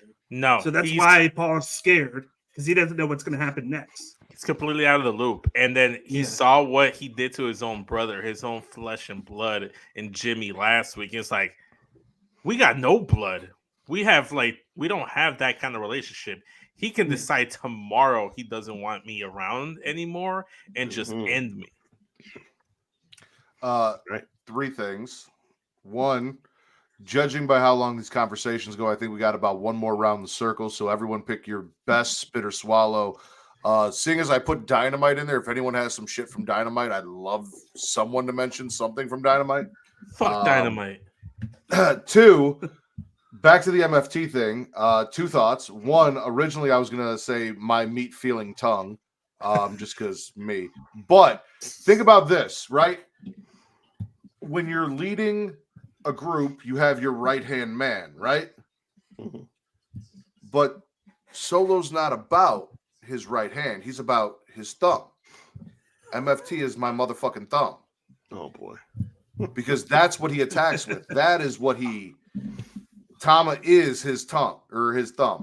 I almost said his tongue. His thumb. Well, whoa. Motherfucking thumb. That's a title. I think that Paul is confused because Solo and Tama are going against what Roman had planned. And there's this dissension in the bloodline with both the tribal chief and the final boss being off in Hollywood filming Fast and the Furious 26. So I think with there being this dissension and them building, I still put my feather in the cap that we're building to a bloodline civil war. It's going to come out that Solo is working for The Rock, and we're going to see Babyface, Roman, and the Usos come back together. and it's going to be this bloodline civil war. And I think they're going to have this built and build all the way out till Survivor Series in November. So Or War Games. So Need it. one final rebuttal, and it's the last thing I'll say. Last week, Solo said by orders of the tribal chief. People are thinking that Solo's out here taking liberties. What if what he meant by orders of the tribal chief is the true tribal chief, Dwayne Le Rock Johnson, giving the orders to Solo and leaving Roman out in the dark? Because he cracked Paul's Roman Reigns phone a week and a half ago or whatever it was when he took it out of his hands and Yep. smashed it. Yep. He's disrespectful. Yeah. He's trying to say call Roman Reigns. Yeah. The third thing I had was if Roman is Super Boo and Solo is Kid Boo, does that make Paul Heyman Bobbity? Yes. Yeah. Yeah, I was Absolutely. going to say that. I was going to say that earlier, but the conversation kept flowing. I had to get it on the DBZ shit. But Is there any question that Paul Heyman is a mad magician? No. With his tongue, no one tops him. Best facials. See, that's the thing. Paul is his motherfucking tongue. Paul is his motherfucking tongue. Tom was his motherfucking thumb. If you get the tongue and the thumb together, magic is made. Anyway, Bakley, spit or swallow. Tippy time ruining that main event last night. I am swallowing the shit out of this because I want her to win that title. She didn't want anybody else to. She was never too soon with Tiffany Stratton. I think it's too soon. I think we need a shake-up there. Bailey had her moment. Great for her. But this whole thing with her and Naomi made no sense to me at all. Just giving title shots out and whatnot. So I want Tiffy to get a title shot and win. So I'm glad that she ruined that main event. It was a damn good match between Bailey and Naomi. And you Fantastic match. You had Jade and Bianca sitting up in the skybox next to Damage Control, chilling, watching. Like, they had a damn good match until Tiffy showed up. So I'm with you. I had it to swallow. We didn't even talk about. I think Tiffy might win Money in the Bank. I've had her earmarked since January for Money in the Bank. Same. Me too. We didn't even talk about R-Truth calling Triple H Tommaso Ciampa and the whole back and forth between him and The Miz. That was fucking fantastic as well. I thought you were going to bring that up with the whole tag title stuff, and then, to be honest, I completely forgot about it. I was going to do it, but they've been doing it for. I was going to do it, but then they've been doing it for months now. This whole thing. But no. What they've been doing is R-Truth calling Gargano and Ciampa Shawn and Triple H and calling them DX. This is the first time I think he's called Triple H Tommaso Ciampa directly. Yes. Yeah, but he's called HBK Johnny Gargano. Johnny Gargano, yeah. Yes. Yeah. But it was funnier because Triple H was legit just like, oh, you know what? I will say this because I was watching the whole segment with my wife, and she fucking cracked up. I know. It feels cool to say. And she fucking cracked up at the part where Miz tries to explain it in French, and then for some reason Archer's like, "Oh, these are our titles now. These are our." Like, he completely got it. Like, he was completely in the dark, didn't understand a single thing. But once Miz translated in French, understood all of it. I thought it was hilarious. It was a good segment for sure. Were you watching with Melissa or Lindsay? Lindsay is out the question. She's out of the picture. She's null and void. She got released. Null, huh? Yeah, she got released along with Jinder Mahal and Xia Li. William Spitter Swallow. Rick is so lost. I was trying to figure out how I wanted to do this efficiently. So I'm going to swallow two different wrestlers for showing out this week in fantastic matches. One is Javon Evans, who came out and had a great match against Ilya Dragunov for the NXT title. And then Will Ospreay continues to show why he's one of the most dominant performers in ring in wrestling right now, because him and Cesaro had an absolute banger on AEW Dynamite. There, I made sure to say it for you, Matt. Thank you. So yeah, Javon Evans and Will Ospreay on AEW Dynamite. This kid's fucking 19. Like, that's wild to me. Yeah. Since we're here, and I have a feeling only maybe 3 of us watched it, I'm going to swallow, again, surprising, Mathematics Jackson, specifically for the fact that he pulled a Booker T and went in the ring beating down Daniel Garcia while talking shit on a mic. Really? Yeah, no, he walked into a trios match with a microphone in his hand and just started shitting on Daniel Garcia while he was stomping his ass down. He ended up getting his ass beat, and then the match happened, and blah, blah, blah. Well, the match continued, but no, he went in there. Garcia almost gets destroyed by the Elite after losing the trios. Pac ends up making the save with the bell hammer and running him off. But yeah, no, Mathematics Jackson in there pulling a Booker T mid-match and just talking shit on the mic while whooping somebody's ass. I guess we know why Garcia was in the match now. Mm-hmm. I'll watch. I'll take a look at that and give my feedback on a later time. Because I don't know how I'm going to feel about that. I didn't watch Dynamite nor NXT, but I might have to tune in just to see how it played out, to see if it played out as well as Matt described it. I mean, it was a small thing. He had the microphone. He comes in. He's talking shit about Daniel Garcia while he's stomping him and beating him down mid-match. And then Garcia makes a comeback. He loses the mic. The match continues. Bucks and Okada get the win. That's who the Elite are, right? Okada? Yes. That guy? Yeah. You're the one that guy. watched it, Matt. You should know. So, I don't. They listen. You know me. Wait, are we not giving the funky names to the Japanese wrestlers no more? If they're in AEW, I'm not. It's only when they're in New Japan. He's not signed with New Japan no more. That's the deal. Wait. New Japan is real. Say his full name now. Can you say it? Kazuchika Okada. There you go.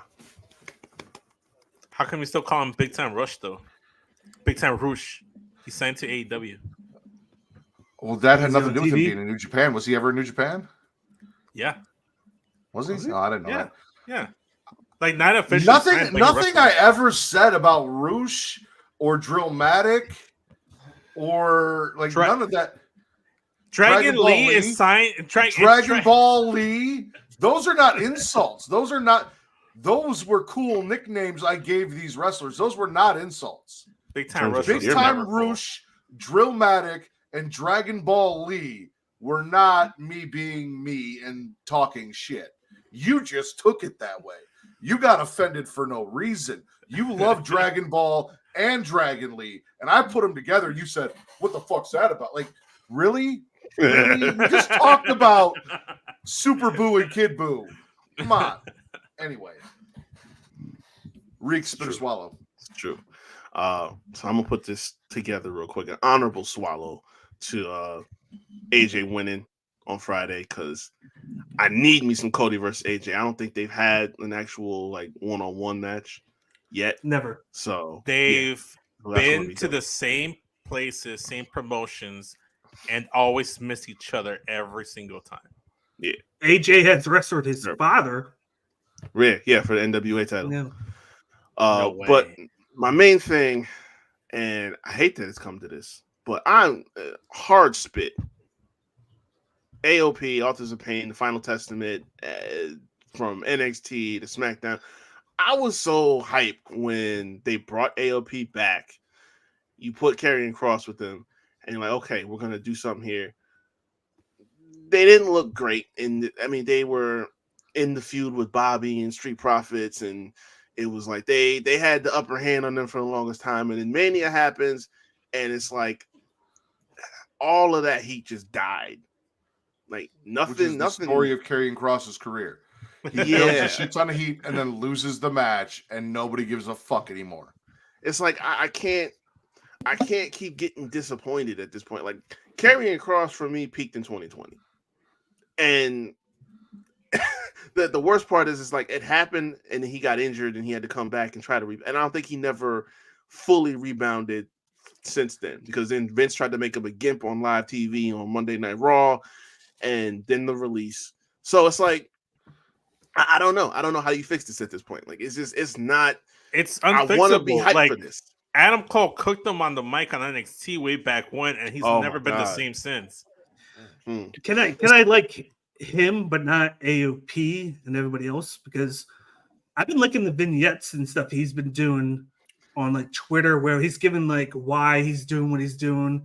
He just did the one where he was like, "This hasn't been my year, but when you look at the people that I've been in the ring with, like it might just be like a better 2024 for me." He was like, Solo hasn't won a match in 6 months, but he was on WrestleMania and things are up with him with the bloodline. He was like, I haven't won a match in 8 months, but I was on a match in WrestleMania. He was like, Drew won the title and then lost it. And AJ, same thing. He was like, the club isn't together anymore, are they? He was like, so it seems like he's doing all these things where he's messed with people and it's kind of backfire on him, but good things are starting to happen for everybody else. So he's like, maybe things are going to happen for me. So I feel like AOP, I don't give a shit about them, but with Karrion Kross and Scarlett, maybe they can be salvaged after the draft. It's funny because I feel the opposite. I am actually very invested in AOP, especially if they go down to NXT again. But I don't give a fuck about Karrion Kross. And I feel like they're kind of separated. I'm like, they've been focusing on just AOP with NXT, but then they're still focusing Cross with the main roster. Yeah, it's like, and I want to be invested in AOP because AOP was Yeah. fucking dope when they first came up. So it's like, what happened between now and then? I mean, during the Vince years, they fumbled them on the main roster, and then they were hurt. But it's like, if we going back, we brought Paul Ellering back. Like, that was a big missing component to it. But it's not where it was before. And then you add in the fact, again, Cross is just not where he should be there. It's like, I don't know. I don't know how you fix it. How do we get from AJ to this? And AOP, we have spent way too much time on them for what they are worth on my TV. Vince swallow. There's so many things I can go down this rabbit hole, but I think I'm gonna end off on something that didn't even take place on WWE, AEW, or any wrestling program. I am swallowing all the internet wrestling community coming together in unison, because it's very hard to get everyone together for the same common goal. Death Revel got shitted on, got completely teared to shreds. There were so many like fake like Death Rebel like remakes of all these different wrestlers. It became a thing where like my TikTok feed was overflooded with them. Death Rebel was trending for the wrong reasons. I think it's a conversation that needed to happen, and I'm glad it's happening. I'm never a proponent for anyone losing their job, but Death Rebel needs to go. And I'm glad I'm a proponent for people that are bad at their jobs losing their jobs. So I'm 100% a proponent for people who are bad at their jobs losing their jobs. Yep. They've had a few songs. So like I think the only one off the top of my head is like Roman's current theme song is Death Rebel made. But aside from that, like I can't really think of anything. Yeah, I don't know. Yeah. Can we just call Jim Johnson, see what he's doing, and just put the shit to bed? Or even fuck Jim Johnson. Who was doing the CFOs. NXT bangers? Yeah, CFOs. CFOs. Can we figure that money situation out and bring them back? Because shit, yeah, do that too. They just gotta stop making 4-minute songs on like a 1-minute loop. Like it's like it's original up until like a minute and a half, and then it loops for the rest of the song. I'm cool with that. I vibe to it for 4 minutes driving in my car. I do it to Aleister Black's theme song all the time. I miss Aleister Black's theme song. Keith Lee's. Anyway, that was a fucking banger. Will, do me a favor. Between you and Bakley, back and forth real quick, give us a rundown as we close out the show of what happened on Rebellion. Give me the highlights of TNA. Because I've been telling Bakley I am this close. If it wasn't for Mariah May, Toni Storm, Deonna Purrazzo, Thunder Rosa, and I don't think I have her name. The girl that Mariah May made out with last week. What's her name? I don't want to say the Get wrong right down. Japanese wrestler. Oh, it was the oh shit! Mina You had me do, Shirakawa. Mina yeah, Shirakawa. you had me do the Yes. video for her. Yeah, I know Mina what's up with Shirakawa. it. If it wasn't for Mina, I would have already paid $1 to YouTube and just switched over to TNA at this point. So please tell me what I have to look forward to. Should I give them my $1 and start reviewing TNA over AEW? I would say that the tag team division in TNA right now is built better and more strong than the tag team division in AEW. You have the system, which is Eddie Edwards and Myers, Brian Myers. Yep. They just had a banger of a match against Speedball Mike Bailey and Trent Seven. And them going against a team that's not a from scratch tag team shows you how bolstered that tag team division is, because they took the belts off of Team ABC, which is Chris Bay and Ace Austin. You also had the Motor City Machine Guns in there. You have the Time Splitters in there, depending on where Alex Shelley and Sabin end up. And then outside of that, the X division. Mustafa Ali is on one of the best heel runs in his career, being the it's almost this like make wrestling great again, like politician, like campaign trail that he's doing both on the indies and inside of TNA. Him and Jake Something just absolutely beat the shit out of each other for that title. They have this whole thing where the people are protesting Jake Something because he's not at weight for the X division. So they're incorporating like the protests going in against him. Some of the best, if you like the storytelling from NXT, but you like the in-ring work of the main roster, you get both of those things in TNA because they focus on the wrestling and the entertainment equally. That's why you need to spend the $1. Not to mention the vignettes. They do the vignettes really great. You had Eric Young. I think I sent Matt the vignette of him talking to himself because he referred to the bad side of him, a virus. Because he said whenever something bad happens, it comes out of that side of him, and he's buried it away. But he came to where he started to talk to his bad self, to bring it out, to face Frankie Kazarian in a Full Metal Mayhem match. He lost the match, but like I always like the vignettes that they bring out to tell the story of why somebody's doing something. I thought that was a great match, great finish. You had to have Frankie win to kind of progress that even more. You had the rubber match with Josh Alexander and Alex Hammerstone in a last man standing match. I've They're heard about trying this Josh Alexander kid. I've heard a lot about this kid. He's a beast. Canadian Kurt Angle. That's what I like to call him. Yep. Basically the same thing. And he's tough as those. He's basically the heart and soul of TNA. They put on a banger of a match. They're trying to build up Alex and Hammerstone as one of the top main event heroes. I feel like future champion, possibly to be one of the guys to take the belt from Moose. I feel like. So I personally thought that he should have won it. What was that? Is Moose champion right now? Yeah, he's champion. Okay. That's the next one. But I felt like they needed to push Hammerstone to win, but they gave to Alexander. Little gripe, but still a great match. Maybe they continue that rivalry still. And then, of course, Moose and Nick Nemeth, a.k.a. Dolph Ziggler, they had a great match, a few botches. But I like the way that they're pushing their homegrown guy in Moose. He's the champion again. They have him as the leader of the system, which he mentioned earlier. 3-man group with Alicia Edwards, Eddie Edwards' wife in it as a manager slash a knockout.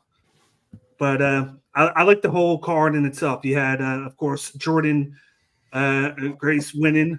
She won with a lot of interference involved against Steph DeLander. Of course, Matt Cardona tore his pec and got injured, so he wasn't able to appear. So he had the good hands get involved in the match. But then we had the return of Sami Callihan and PCO to kind of equal the odds, and Jordan retained. And she has gone on social media lately that she wants that match in TNA with Natalya.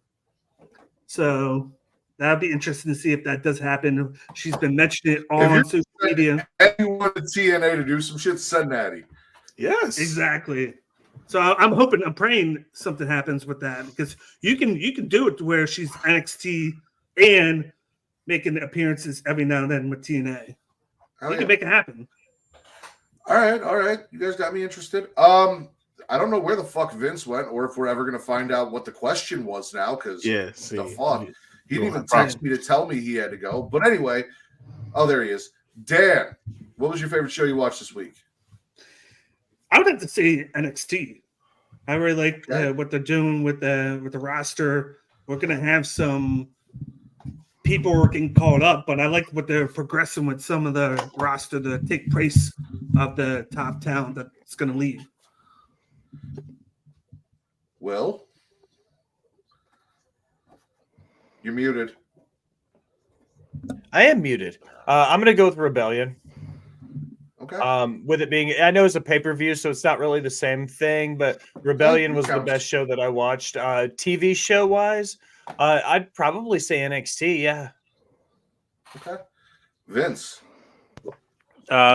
Personally, I kind of sat there juggling between the only two shows I watched, Raw or SmackDown.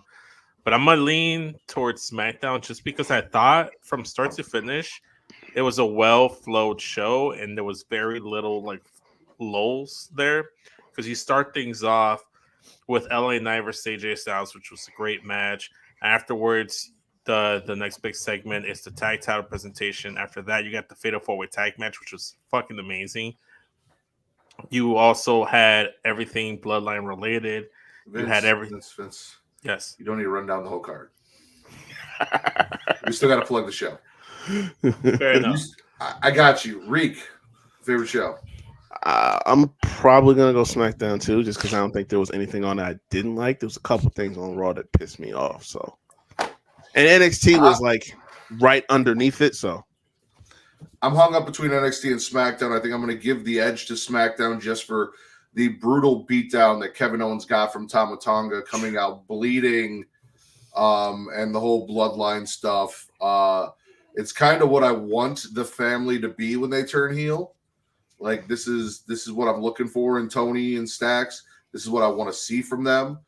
Brutal, they kill ruthless. People. They do kill people, exactly. So I need more brutality from them. You just want it on screen, is what you're saying. Exactly, on screen brutality. So I'm gonna lean towards SmackDown on that.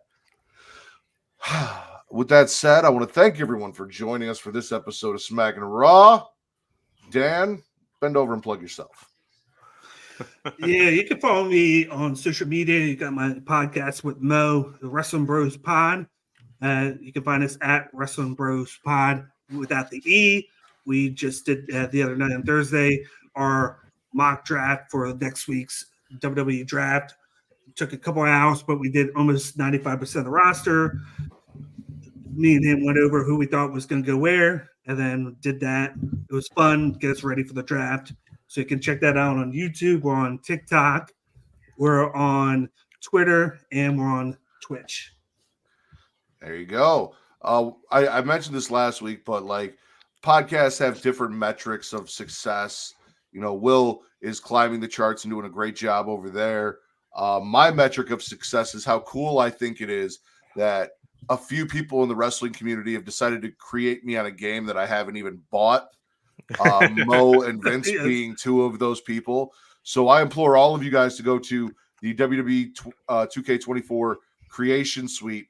and download all of the Matt Ritters and Matt Reapers that you can find and do a battle royal of all Matts and then send it to me, please.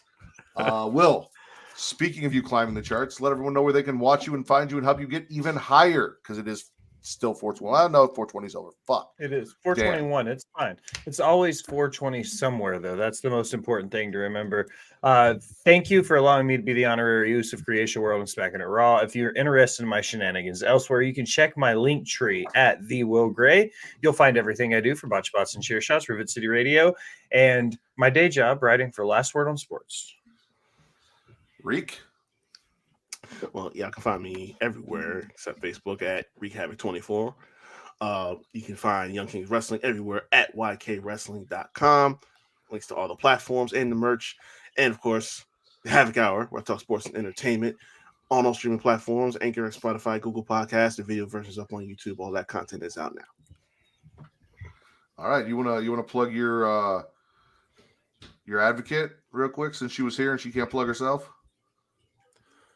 Oh my God. The list of stuff she does, I would need like the actual. Follow her on Twitter at KatieWrestling13. Also, you can follow She Elite Showcase on Instagram. Go check out twitch.tv/She Elite Showcase, youtube.com/She Elite Showcase.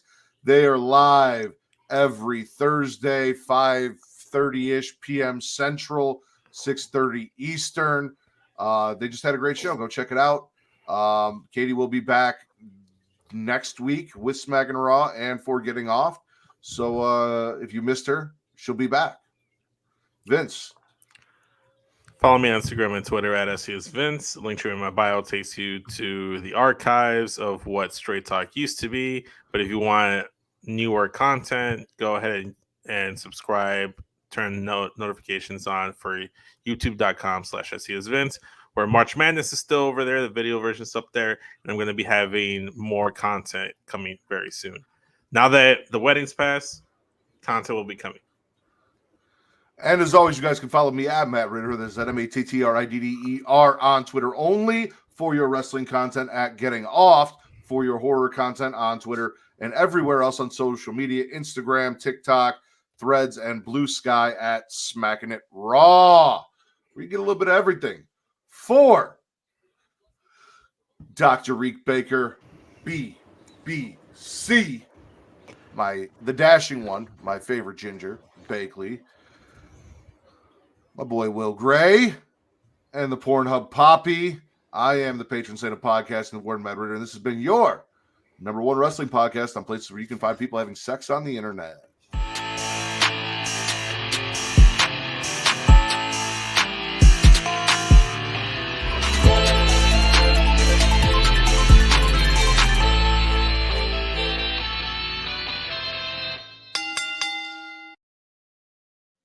Why are you still here? Go get Melissa. Hold on, let me see what she's. I've been waiting longer than 2 hours, because you told me before the show started you had to ask me a question, I think. So while we await that, what's the dispute about the hub still? So here's the deal. Pornhub has decided to crack down. So anyone that is featured in videos that we do, like when we do these episodes with guests, if those guests have not gone through the process of getting ID verified on Pornhub, Pornhub will not post the videos. Anyone featured in the videos needs to be ID verified for them to post them, because of the whole dispute with ages and things like that and all the other stuff.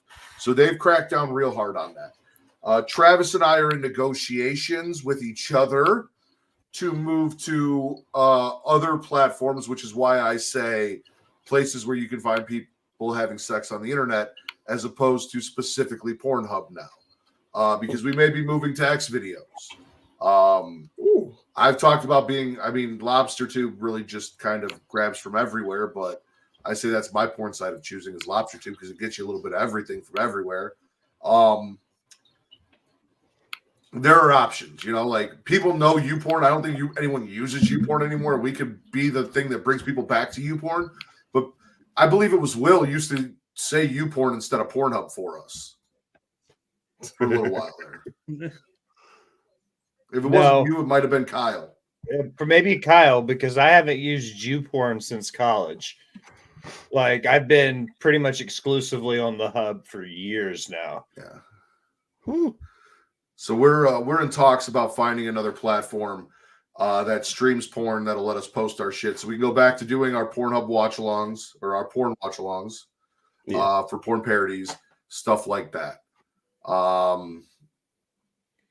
So that's a dispute. Basically, I would have to get everyone like pre-cleared weeks in advance that they're coming on the show, have them go submit their IDs, get verified on Pornhub, and that's damn near fucking impossible. Yeah, ain't nobody gonna keep doing that shit. Yeah. Might be good for, if you get any more OnlyFans models on here, but that's about it. Expanding, nice. Yeah, that's what I'm saying. I'm trying to be on all the porn sites.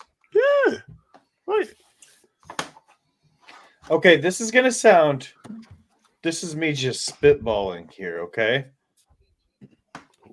Have you thought about making a Smackin It Raw OnlyFans? Yes, so the issue with OnlyFans is the same issue that you have with Pornhub. Because I actually talked to Danny after we had her on the show to ask her if and what some of the restrictions with OnlyFans are, and they're pretty much the same restrictions with Pornhub. Basically, anyone that is featured on the show needs to be verified, and she doesn't know how that would work with us doing like the watch-along thing, because I thought about just putting the watch-alongs there. If popping those up on the screen would violate their terms and services. So I have thought about that, and it sounds like it's going to be a no-go the same. Okay, so for instance, I'm a verified OnlyFans. So, and all that took was to send in a picture of my ID to get my That's all it takes on OnlyFans. Pornhub too. Yeah. Yeah, that's big. That's you looked at me, Reek. You think it's crazy at Chef Will Gray. My whole plan was to teach cooking lessons, but in my underwear. Like I was going to teach people how to cook, but make it kind of sexy time. That was the original concept of it. But it's there, and I'm verified, and I could start making content and taking subs like right now. And here's the thing, like you can customize it so like people could pay you for certain things that they want you to teach them how to make. So like if Vince wants you to, teach him how to make the burgers and brisket and the bacon that you made for our WrestleMania party, he could be like, hey, how much would it cost for you to make that in your underwear and teach me how? And depending on the difficulty of the recipe, depends on the price of what it would cost for you to teach them how to make the shit. Yeah. That's smart. It is. Where's Melissa? Why are you still here? She doesn't want to hop on. She's like, you just tell them. You just ask the question. Did you tell her I don't want you? That I've had you for years, and now she married into this family, and now she has responsibilities. I mean, she don't gotta be on camera. She can just like stand on the other side. I could hear her. Yeah, I could hear her if she stands and asks the question. Yeah, I just stand behind them. I just don't. What I'm gathering from this is that she hates us. Yeah, probably. She hates We all want of Melissa. us. We want Melissa. We want Melissa. We want Melissa. Give me 1 second. I'll try one more time. Don't try. Do. The do or do not. There is no try. Yeah. So yeah, that's basically the issue we've run into with Pornhub. I mean, we got a bunch of content there. You guys can go. It's been a while, and every time I go on, the numbers for those porn parody watch-alongs, I was about to say, away. They're going way the fuck up. But that's cool though.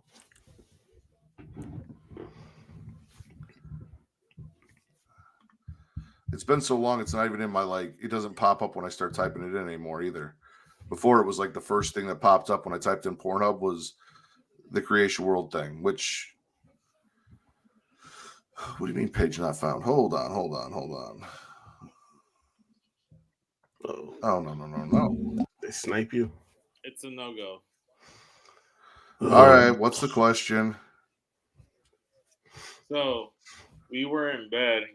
getting ready to just go to sleep and stuff. And then she asked me, "Do you know what soaking is?" Yes, I do. So we had a full conversation about what we thought soaking was. She asked me if what I thought it was, if I knew what it was. I said, "Is that kind of like when you soak the dishes and overnight or something, or is that like something different?" And then she explained what soaking was, and then afterwards she's like, "I wonder if Matt knows what soaking is." So I'm like, "Yeah, I wonder too. We should ask him on the show." He does. So that was the question: is do you know what soaking is? Of course, I do. he does. Does anyone else know what soaking is? I just found that on the other day, like a day or two ago. All right, so here's what soaking is. In certain communities, generally religious, specifically Amish, they have decided that the actual action of sex is not the penetration, but it's the movement. So to avoid premarital sex and actually having sex before marriage, teens have decided to enter and then just lay there still inside each other, essentially soaking inside your partner. And on occasion, you can get friends to come and jump on the bed and shake things up. So if you're not actually doing the moving, you're not actually doing the sex, right? If your friends jump on the bed and things happen, that's not on you. God can't shame you for that, is the idea behind soaking. Motherfuckers is trying to be slick every time. What in the Brigham Damn. Young University Sorry, is going on Yes, here? Mormon. Yeah. It's just trying to be slick, man. So Like, listen. They get hyped up on like their caffeine-free Coke, and they're like, "Yeah, baby, let's go back to my room and do some soaking." And my Billy's thing gotta is, go shake the bottom bunk for us tonight. Like, Oh my the god. fuck, bro? You apparently talking there's about- people that charge to be, I think the term is called kicker, because they kick the bed. Dude, tell I you would this, make Vince. bank being a kicker. I am so pissed you did not bring this up on the show, because had you, the episode would have been titled Soaking. Yeah. Episode 338, Soaking. Had you done it, that was our episode. And you oh my god, you robbed us of that. You've been Matt Rose for a bit. you robbed us of that. By the way, Texas Dildo Masquerade porn parody watch along, 11.2 thousand views. Let's Watch Evil Head, 6,000 views on Pornhub right now. Nice. Damn, Crazy. Nice, that's nice. crazy. And we are ranked 43,812 with almost 100,000 views on Pornhub. That's not bad. That's pretty good. Pretty Pretty dope. dope. Considering all the jumping The through last- we've been doing. The most recent episode that I actually uploaded and went through, Reek was actually on, and that's Pearl Necklace. And I'm just assuming that was racism and they confused you for Travis and let that one slide. So Wow. Oh man. Wow. No, but yeah. Circling back to the whole soaking thing, when she asked me what if I knew what it was, my theory for the non-PG version is very close. I thought it was, is that like when you stick your dick in the vagina, have it soak and marinate and the juices and whatnot, and then use that as lube to go in the back hole.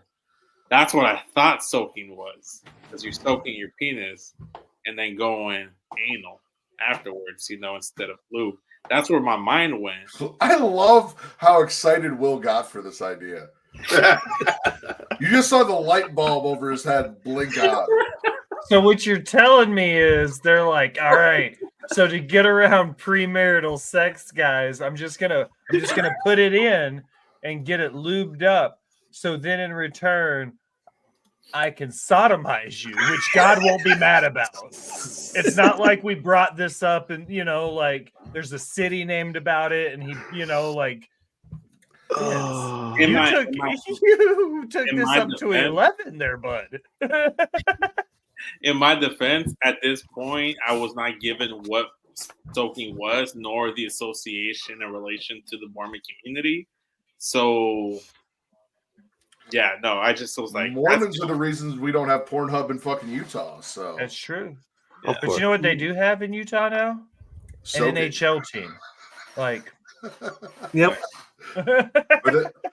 Are they the Salt Lake City Soakers? They're going to be the Salt Lake City Coyotes or something. They're changing the name. Are they? That place is Yeah. so ass backwards. I swear. But But I'm just like, they're the Salt Lake City Soakers from now on. Yeah, Salt Lake City Soakers.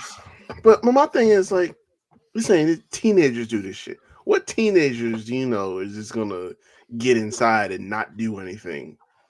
Like that Well, is that's what like your friends are there for, to kick and shake the bed, Reek.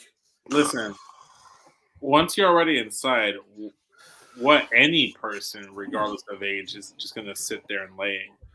What is NCMO? What is NCMO? Yeah. what is that?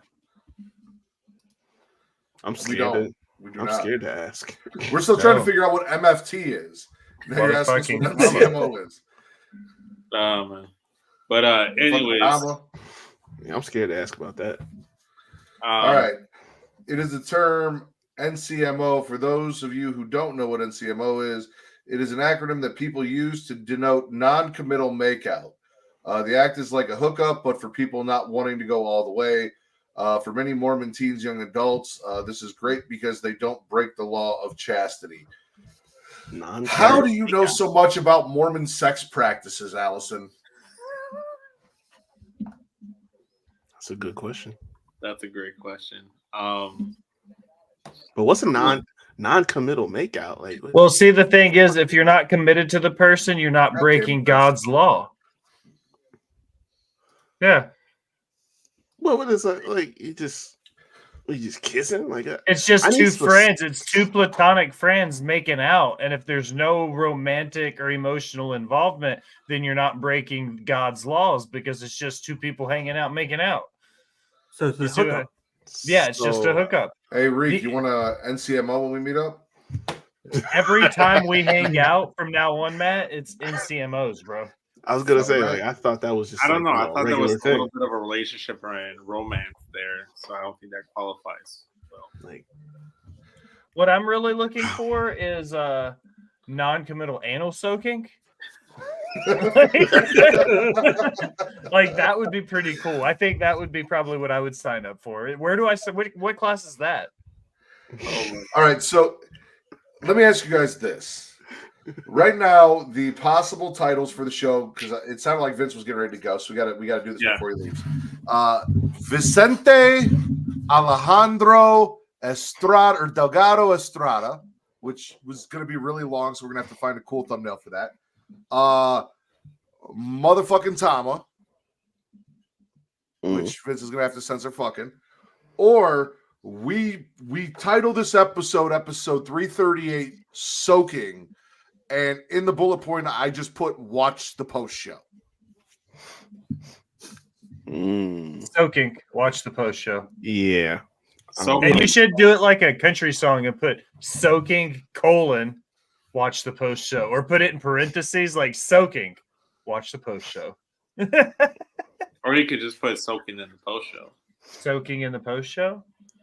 Zilla Fatu just showed up at GCW, so he's definitely not under WWE contract. Well, And I hope he goes when I'm But there in a couple weeks. absolutely no. you have a title.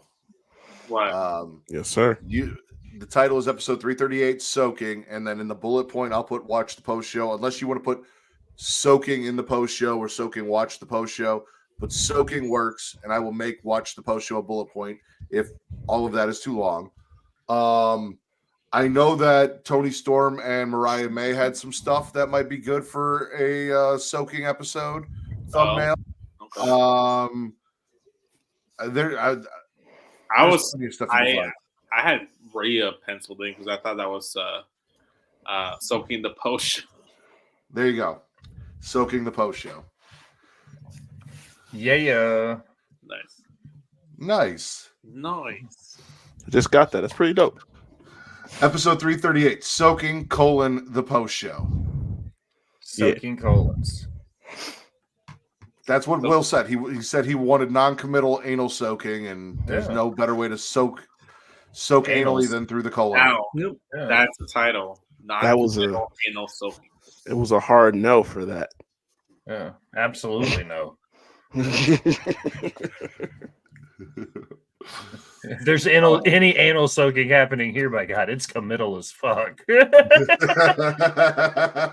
Well, I do love how Allison popped in and she goes, "Oh, Will's on the show. I guess I'll be here the entire time." I don't know if you caught that conversation the last couple of weeks, Reek. Which one was that? I found out while I was in Tennessee, and I was given permission to talk about it on the show from Allison because she's the one that told me that anytime when they disappear, and then disappears and comes back, it's because Will is soaking. Yeah, I am. Anal soaking. Full committal anal soaking. all right. I'm gonna let y'all go. Have a good night, y'all. I'll work on that thumbnail. I'll let you know how it comes up. Yeah. Sounds good. So, yeah.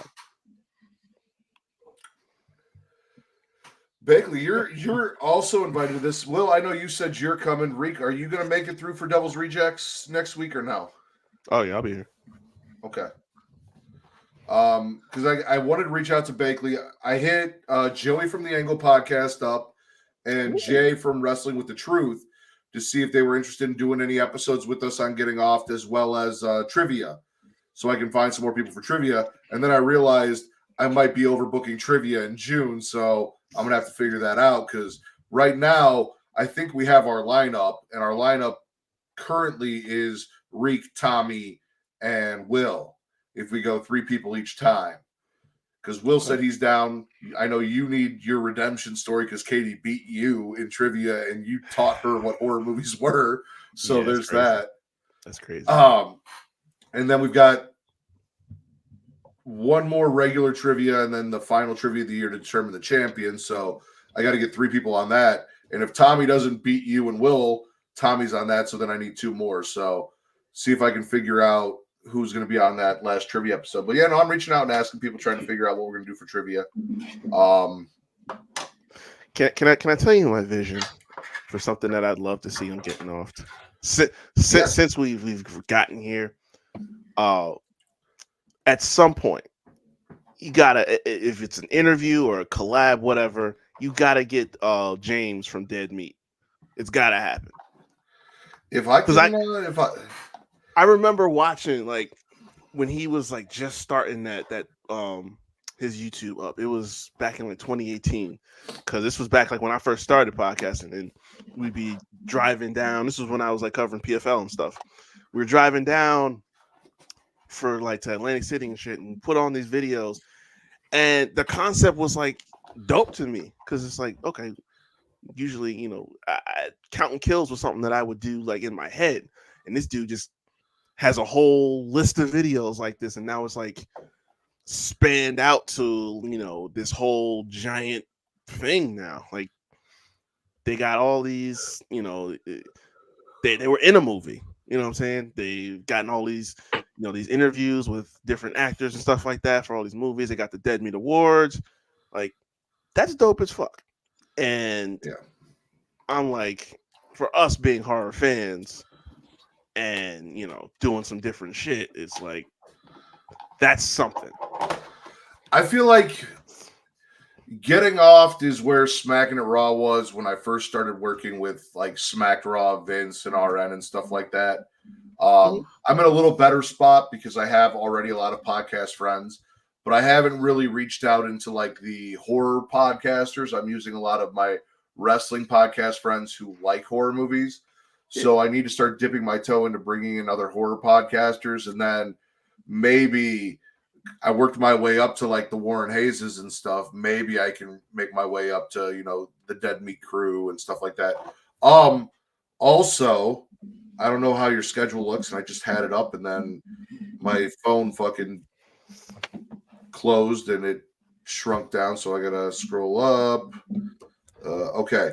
Mine does that when I get cold. Damn it. May 26th, I need you and Will for sure to make sure you're both available.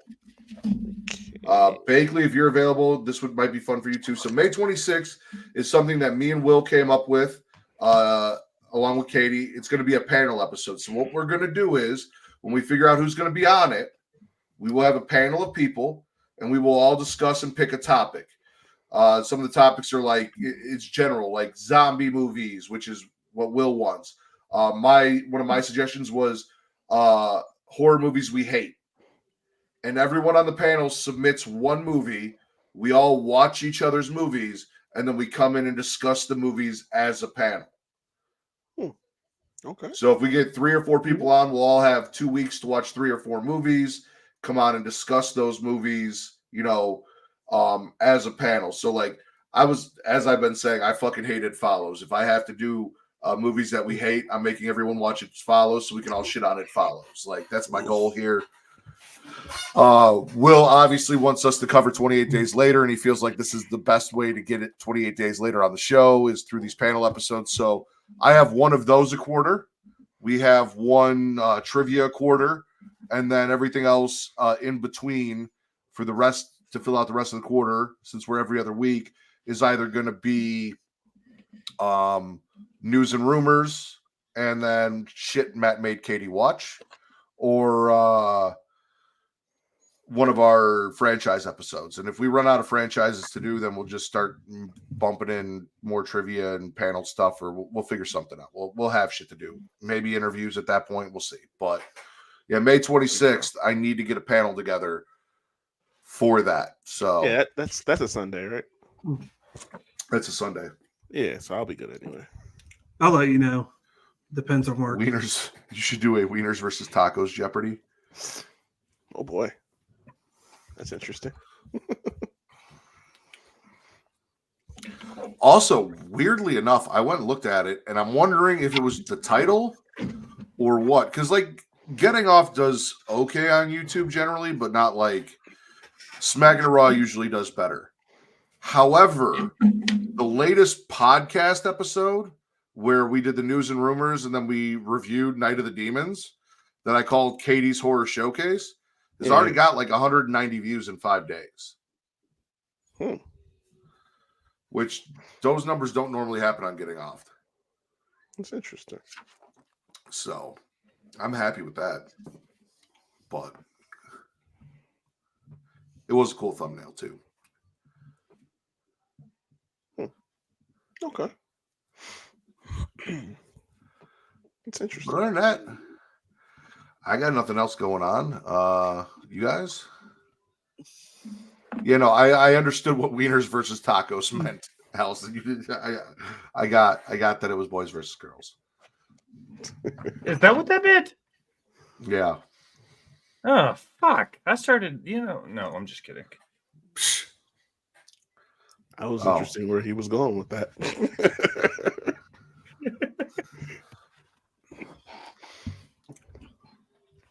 Yeah, man. But all right, guys. I know it's late. I want to thank you guys for hanging out with me. Bakley, again, if you're interested in doing some stuff for Getting Off, let me know. We got stuff coming up. We are going to redo that final destination episode under the Spit or Swallow format because I was fucking awful on that show. And I apologize for bringing you on a show that I fucking tanked. I was just not in the right headspace for that one. It is probably the worst podcast I feel like I've personally ever done. So we're going to redo that. We're going to have you on for that. We'll figure out when that's going. Yeah. But anything else horror-wise you're interested in, let me know. I can send you a list of some of the stuff coming up when we're going to do it. If you want to hop on, I'd love to have you back. Yeah, definitely send me the list. All right. Well, for the remaining members of the Avengers of podcasting, Dan, Reek, Will, and Matt. I want to thank everyone for watching us live tonight. I hope you enjoyed the post-show soak. I hope you guys go and get done watching us wherever you're watching us and go soak. Enjoy that. And we'll be back next week. Come check us out Friday for Creation Conversation. And again, make sure you tune in next Sunday. We are doing Devil's Rechecks, House of 1,000 Corpses, and 3 from Hell. So come check us out as we spit or swallow the Rob Zombie trilogy. All right. Bye. Yeah.